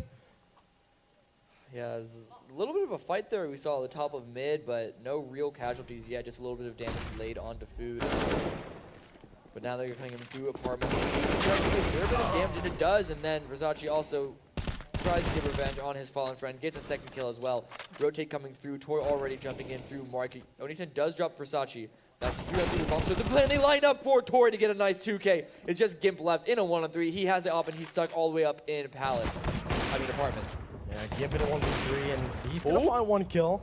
Still 2 left, though. Toy with the overpowered position, but honestly, I want to talk about that round. Versace, looking at how he got those 2 kills, he took his sweet time with the M41S. Yeah. Toy, he spotted these guys going back and forth from that back default pillar. Yeah. He spotted them, didn't fire, didn't do any reaction yet until, 2 of them popped up. So. Seeing Baruch College play just very disciplined in that situation. They're not being aggressive. They're just holding angles once these guys are in their domain. Yeah. And now UCLA, they have the bomb on CGen. There's a smoke. will they fall into the same mistake as they've done before on the B side? More nades coming in. UCLA not pushed forward enough for those to really land on them.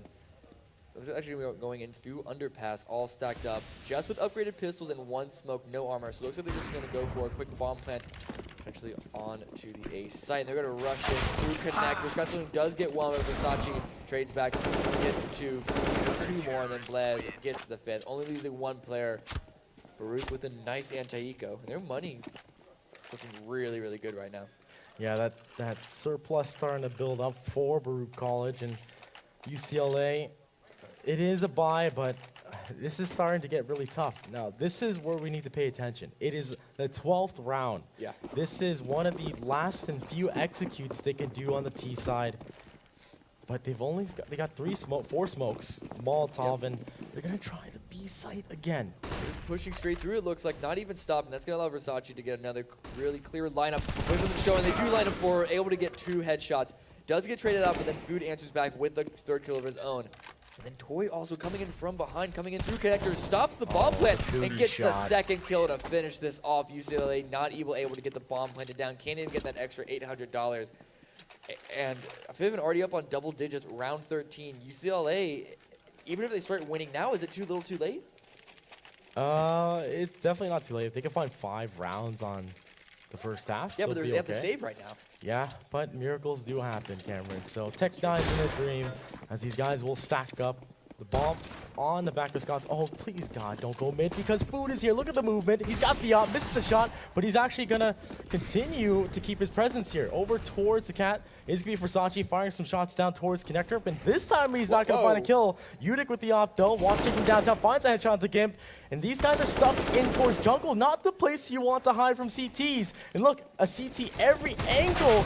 And Audi-chan now the last member alive, and he's on the site. There's not much these guys can do. Yes, they get in pass towards connector. Versace misses those shots, but why go into jungle? They spot Udic, I guess, on ticket booth. Yeah. But it's such a tough situation here for UCLA. It looked like they may have called out, hey, let's do a quick rotate through vents into B, but that's super, because you have the crouch going into vents. It's going to make them really slow rotate. And then that player is already at ticket booth. They just take 2 steps to the left, and it's a clear line of all those players.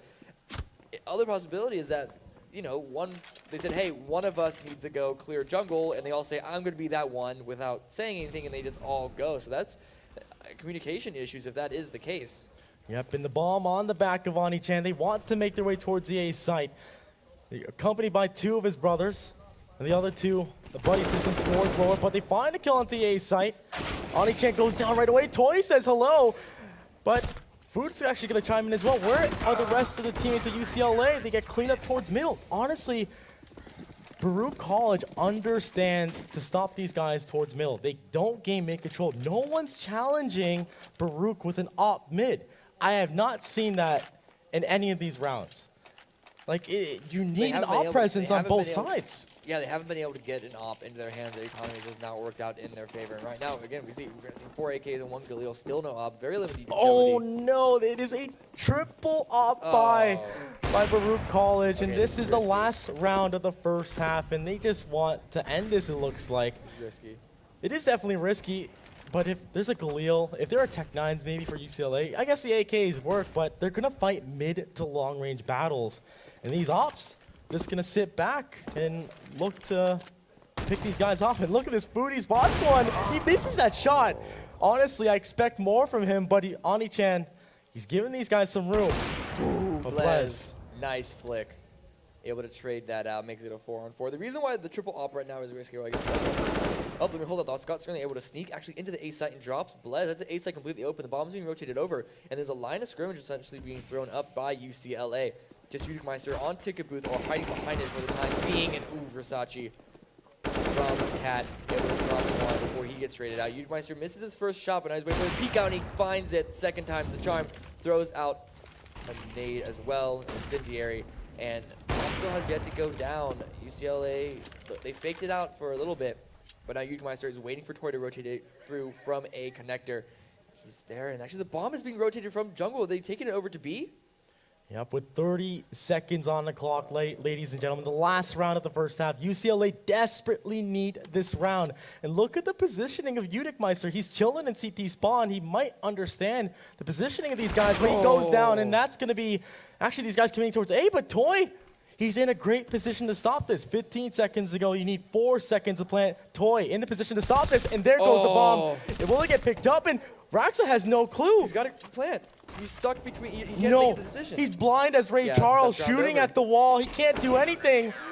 And then Toy just shoots the Zeus, and that will be your first half, ladies and gentlemen. Baruch College with a dominating effect, 13-2. As we head into the second round, Cameron, give me your thoughts.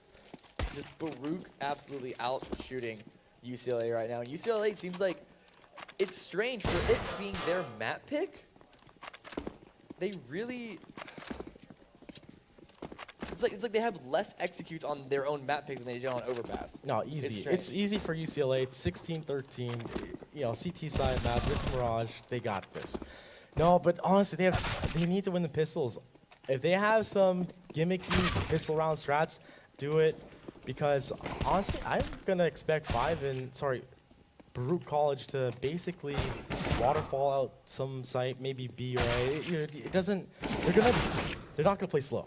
That's what I'm saying. But they definitely have the rounds to just do whatever they want. They're really feeling super confident right now, and you can tell that UCLA are a little tilted and just don't exactly know what to do. And Baruch, they're kind of just, you can tell looking over just how their plays were at the very beginning of the map versus now. They were getting more and more confident as they went, and they realized just how much room, how much space they were able to take for themselves off of UCLA. Honestly, if it works, like, why stop using it, right?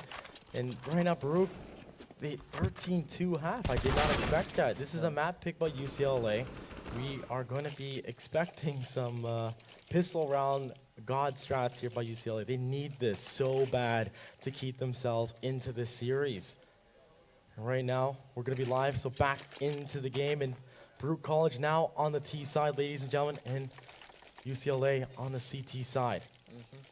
13-2, this pistol is necessary for UCLA. Some of the most important rounds are from getting from 2 to 3, as well as from 9 to 10, in my opinion. Just as far as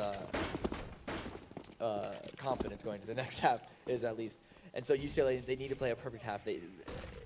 If Baruch even get the bomb plant down, you could argue that that's not enough for UCLA to come back, even if they get the defuse. But already just rushing onto the B site, out of apartments. Roxa and Blaze both getting kills on themselves, and Meister getting a second, putting the man advantage on the Baruch side of things. Meister moving forward very aggressively into market, only gets another one before he falls, but that is still a man advantage for Baruch. It's just Gimp left 1-on-3, and they know his position. They have the crossfire. They're watching all entrances that he can take. He has armor. I don't know if there's a single hit. He does get a nice headshot, but he's got to go quickly, and yeah, he gets sprayed down by the last 2 members of Baruch. That's up 14-2 in UCLA. On the CT side, having to save, they're just going to force up. They have no option. Yeah, it's 14-2. One round away from match point, and 2 rounds away from advancing to the grand final. To the grand finals. The Galil picked up, followed by AKs and UMPs, and like you said, a force up from UCLA, and they got a 4-man stack. It's do or die here for UCLA. They've got only one towards B. They exchanged some shots here towards Cat, but Gimp just goes down. The AK far superior in this situation. Lev finds 2. Can he find more? Scott Sterling with the deagle though. He won't find a 1-dig, sending food to the Shadow Realm, but it's not gonna be enough. Take it home with you.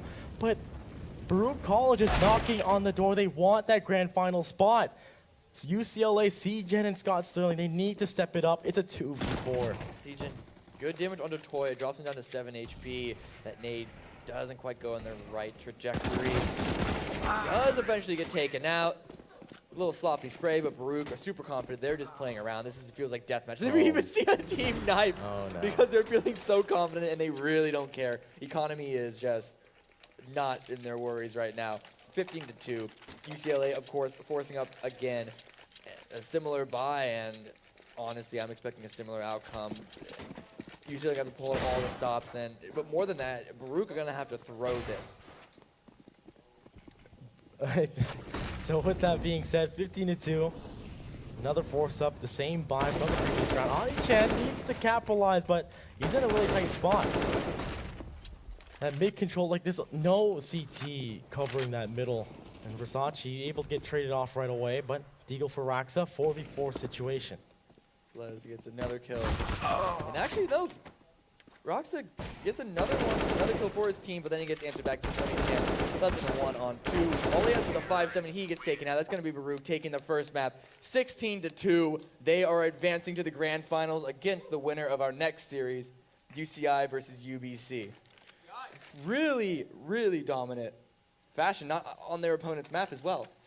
Yeah, I honestly did not expect that out from UCLA. I expected a little bit more. I've seen their games. We've seen them throughout the fall and spring season, right? They were undefeated till this moment, and what does that say about Baruch? They dominated. They just played aggressive. They capitalized, and there's not really too much to say here. The second map was UCLA's pick, but the T side just didn't work out for them. Yeah, a 13-2 half, right? Baruch did better on their opponent's map pick than even their own.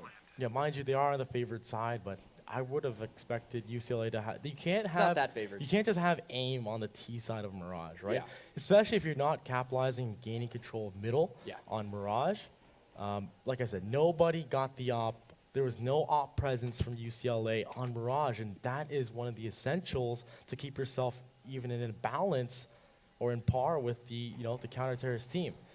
But we saw Food, he went nuts with the op. We saw gaps and smokes by UCLA, so a lot of mistakes by UCLA, and hopefully into the next season of CSL we'll see these guys again and clean up I guess their act.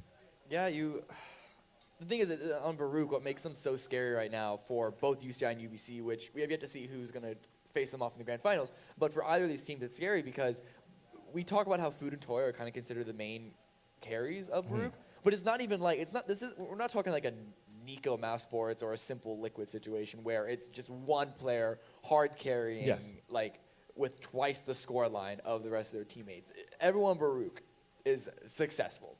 Yeah, Versace, see him with the gun control. Versace was really good. I guess this term goes with Versace. He finessed with the M4. Like, honestly, he took his time. We even saw that Udikmeister, he made some plays as well. And Blez, he got an ace, the first ace of the tournament here at the CSL Finals on Overpass. So a lot of great plays from Baruch. But with that being said, UBC and UCI. Yeah. That is going to be coming up very soon. It is going to be going to a break. But guys, UBC, come on, the last Canadian team in CSGO. I have a lot of love for these guys. To talk a little bit about these guys, UBC definitely have a story. Mahone, the captain of the squad, he does have a new roster this year, and it is potentially his last tournament because he's graduating. Yeah. So his legacy on the line. Can he take it to UCI? But UCI as well. UCI, they have their own legacy to fight for. They've had successful lands so far, but they just recently came in second place in AVGL Collegiate League, and so they're also feeling a little cheated out on this, and they want to finally get first place in one of these extended collegiate leagues. So we're going to go more in depth about that later, so don't go anywhere if you want to hear more about this. This is going to be an amazing matchup. I'm really excited for UCI and UBC, so definitely don't go anywhere. Refill all your, stuff, drinks, and food. And right now we're going to go to a break. Yeah, but before we go, there is a raffle. Remember, at 8 o'clock before the final, Asus is giving away a mouse and keyboard combo. To get that, though, you have to be here at the Scotiabank Theatre. We're here at the CSL Finals in Toronto, Ontario, Canada. And to get that raffle, come right down to the theater, and you can find the Asus booth where they're handing out the raffle. So keep in mind, 8 p.m., 8:30, they will be doing that raffle. But in order to enter, you got to be here. So don't go away, guys. We'll get into UBC and UCI. They're going to set up and get themselves ready, but don't go away. We're cut to a break and a message from our sponsors.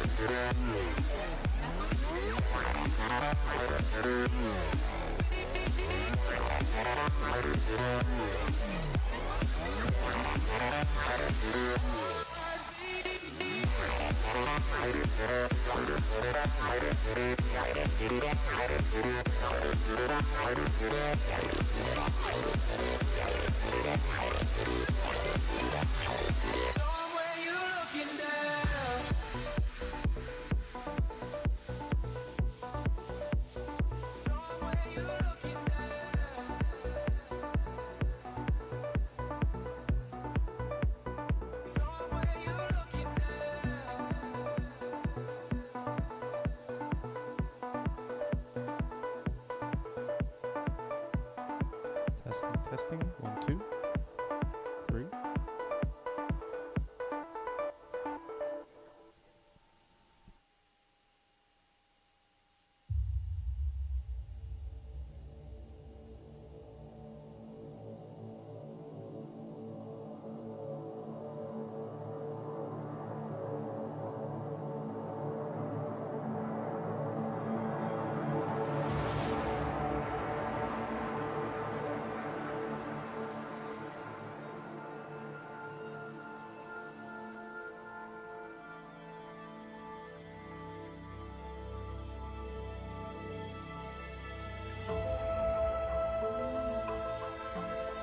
Test. 1, 2, 3.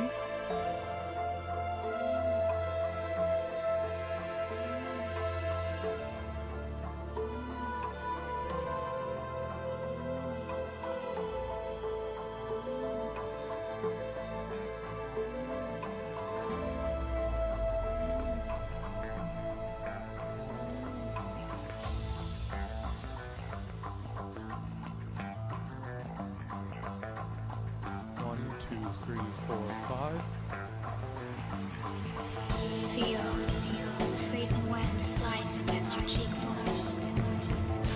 Cry until your throat is raw and your eyes dry. Feel the warmth of the sun brown your skin.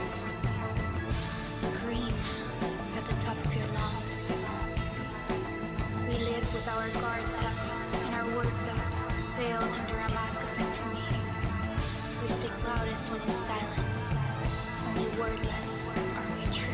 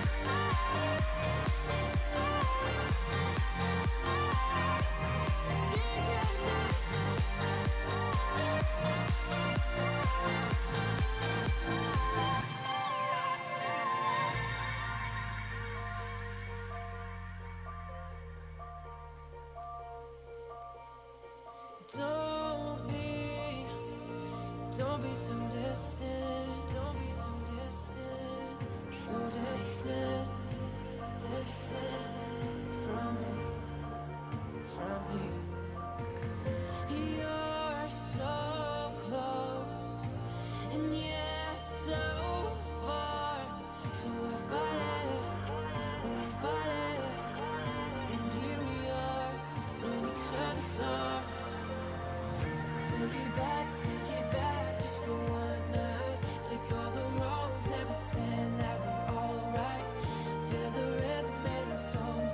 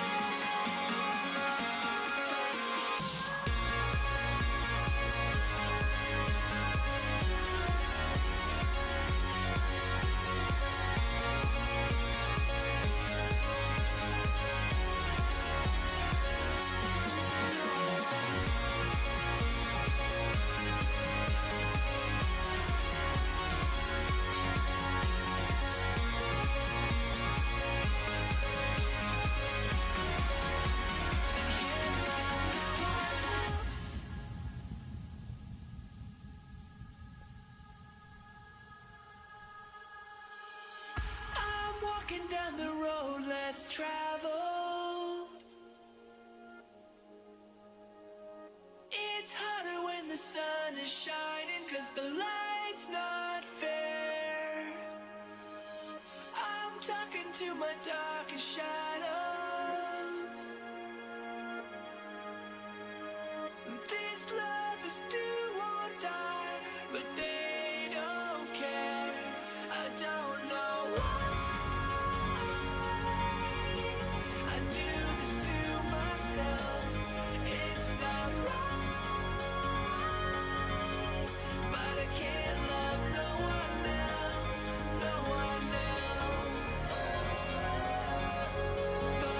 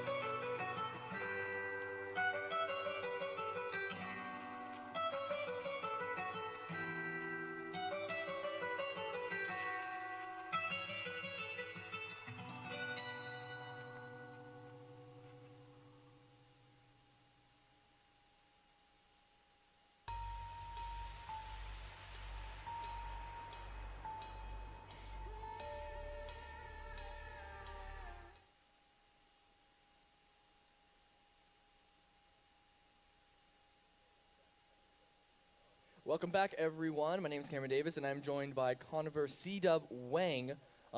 He is an ex-player and actually ex-champion of CSL. We're going to break down this last series with us while I wait for the next series to get all set up.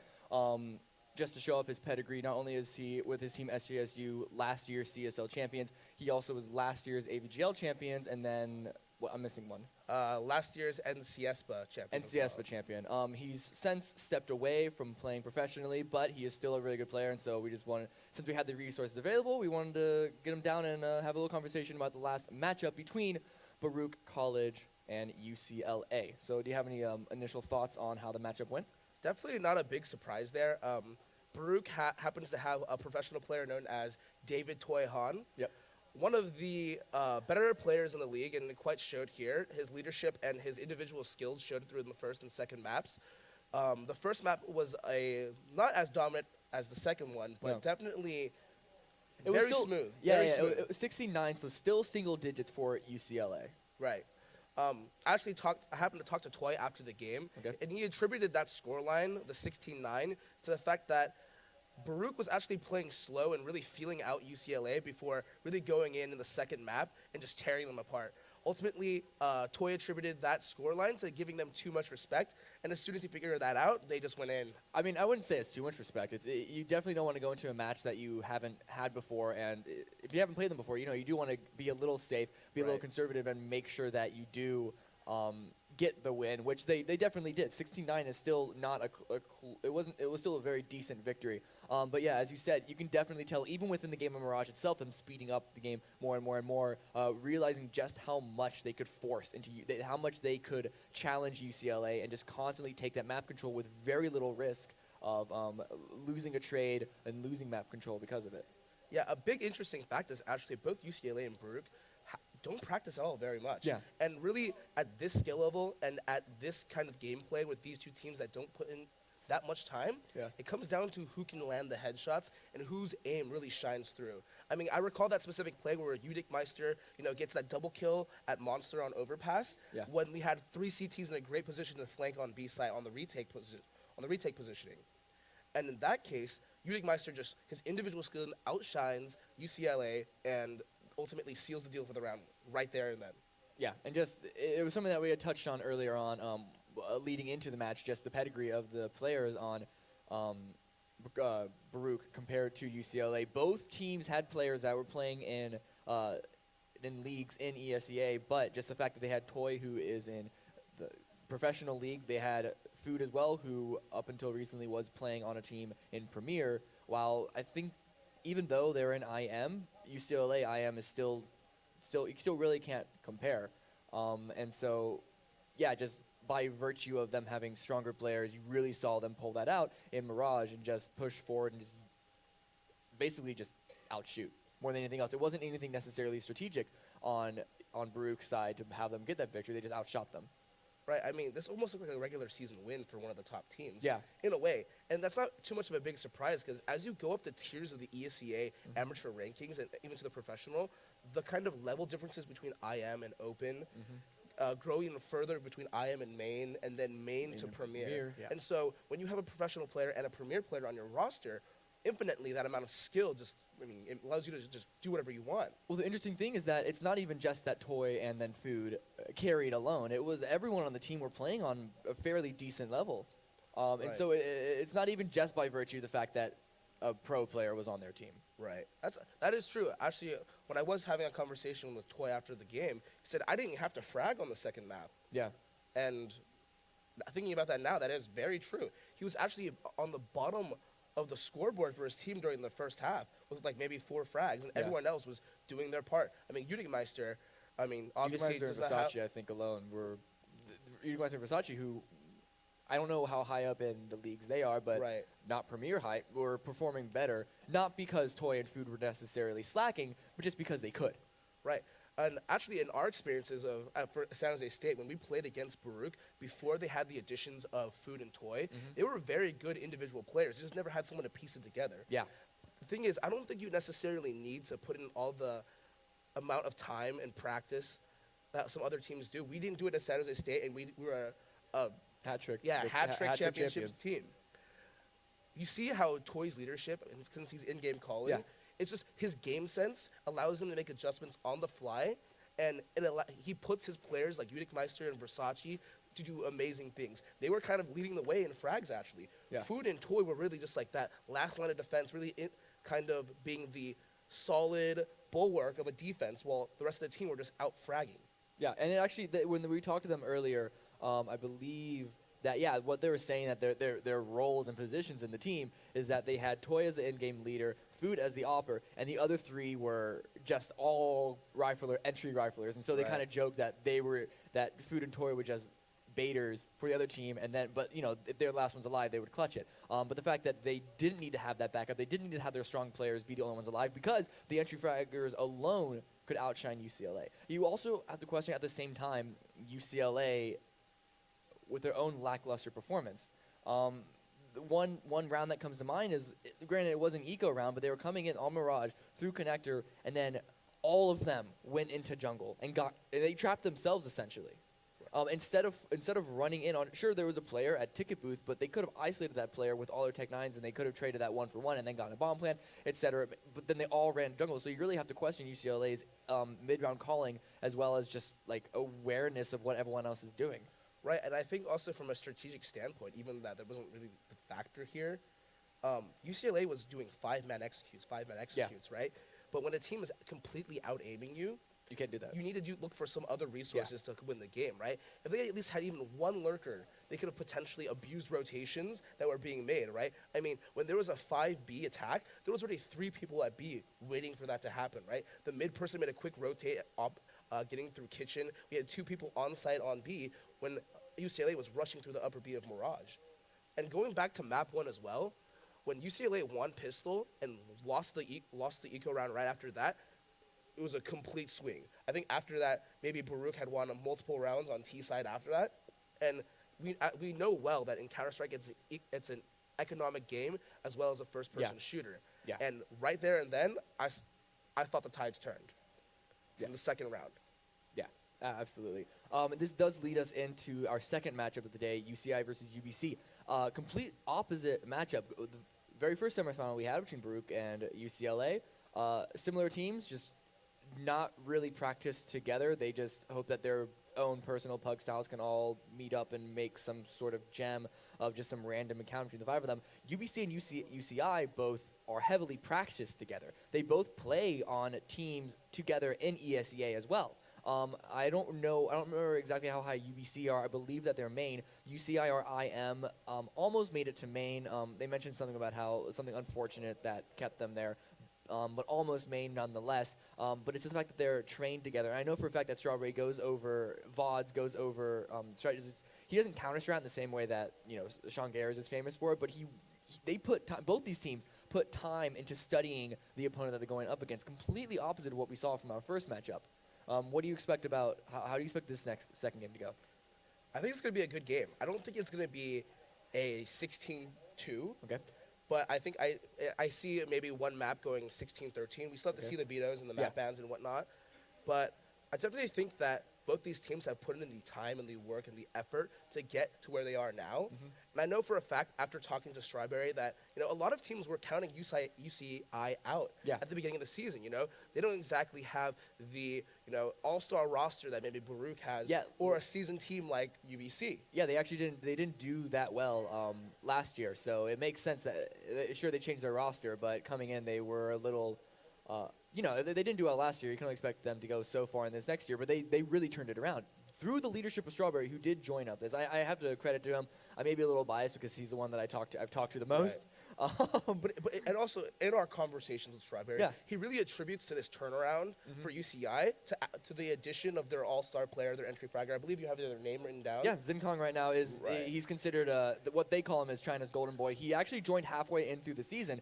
I mean, he's kind of their main star as far as rifling and skill is concerned. But I'm just talking about across the board. They have a very well-built team. They all know their roles. They all know their positions that they play. And through the leadership of Strawberry, they perform at a very high level as a single unit.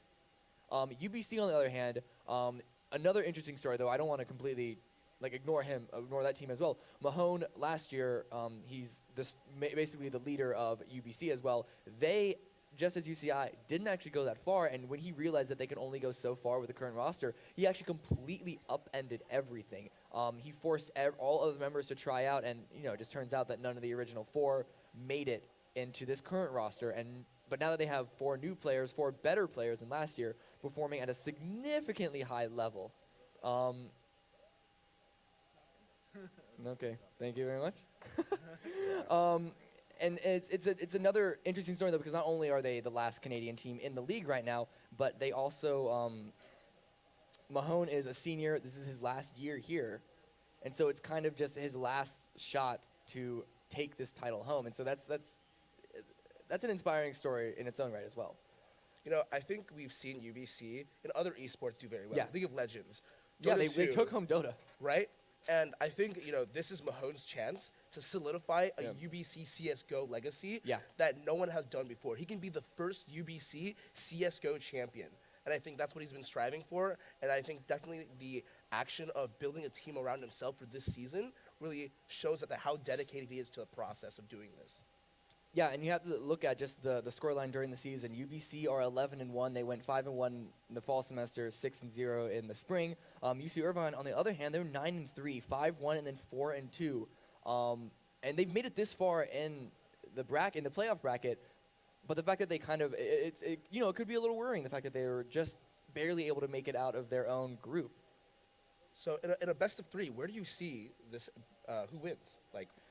It's really hard to tell. It boils down to the amount of preparation that they did, because we haven't seen these 2 teams play against each other. I know just by talking to Strawberries that he's done a lot of preparation on UBC. I don't want to say anything on camera that he's told me just because the players could be listening in. But he feels confident. I know him for his fact that he himself and the rest of his team feel confident against UBC. But the same could have been said about UCLA, and they got pretty much smashed by Baruch. At the same end, UBC, they've looked strong this entire season. They've dropped 2 maps overall, one in regular season, and then one against Robert Morris in the quarterfinals, going 2-1 to make it here. And so, just comparing that to the scoreline of UCI, they seem very strong. UCI, from my understanding, there were 70 teams here. I can only keep track of so many at one time. But just from my observations, they do seem to be the most practiced, smartest team. And they definitely put in probably the most work out of anyone. UBC, though, are not that far behind. And it's a little undeniable that UBC actually have better fraggers across the board. So the main question right now is, can the preparation and practice of UCI overcome the practice plus slight skill advantage on UBC? For me, with those concerns being addressed, Yeah. I think that UBC can win the matchup 2-1. That is my prediction, and I stand by it, whether that actually happens or not. I definitely think that UCI happens to be the more practiced team, yes, in general. But I think your practice and where you're at in open also kind of determines what your skill level will be at, right? That's true. The difference between UCI's ESEA team and UBC's ESEA team is that UBC happened to play on main this season, right? Yeah. The amount of time, and maybe it was less practice and less work, But it was that work was against better quality larger practice. talent. Yeah. Larger talent. And ultimately, I think that ends up being a factor in how they might win this matchup 2-1. It's not to say that UCI is not a capable team, but I think UBC at the end of the day will be able to adjust more at the end, in between these crucial rounds, and get that 16-13 win on that best of 3 map, on that 3rd map. Yeah, and it's at least for me, I'm always excited about teams that are very strategic, because I find that to be significantly more entertaining than, say, a team like Baruch or UCLA. They kind of just go in and get the headshots. Like the reason I want to watch Counter-Strike, a full defuse map, or DE underscore map. What does that stand for again? Demolition? I don't know. Not demolition. Whatever. DE blank. Where you plant the bomb and then you defuse it. The reason why I want to watch that over deathmatch is because watching headshots can get boring, and so I can't help but just have a personal bias for a team like UCI that they just put in the work and they outsmart their opponent. But you brought up the question: will those smarts upend the? It's really hard to argue that UBC don't have greater aimers and greater just raw mechanical ability on their team. It's just And I do have to agree with you. I think it is going to be a 2-1 UBC. However, there is definitely a chance for UCI with their preparation to upset this. And if it is, it's going to be a really exciting upset. It makes it sound like you're saying it's a 2-1 with an asterisk right next to Yes, it. Yeah. a little bit. It's a soft 2-1. Yeah. I think that's it for us right now, unless you have anything else that you want to say about this. Good. I don't want to. We're going to talk a little bit more about this matchup when we go back to the desk before the game starts, and then we're obviously, if we have time, going to bring C-Dub back up, and we're going to revisit this at the end of the series once it happens before our grand finals. But for now, Cameron Davis, Connor C-Dub Wang. We're going to go back to another break, and then coming up soon is going to be our second semifinal between UCI and UBC. It's going to be a really exciting one. Please don't go anywhere. Not yet. Sure. No, I said not yet. Are we off?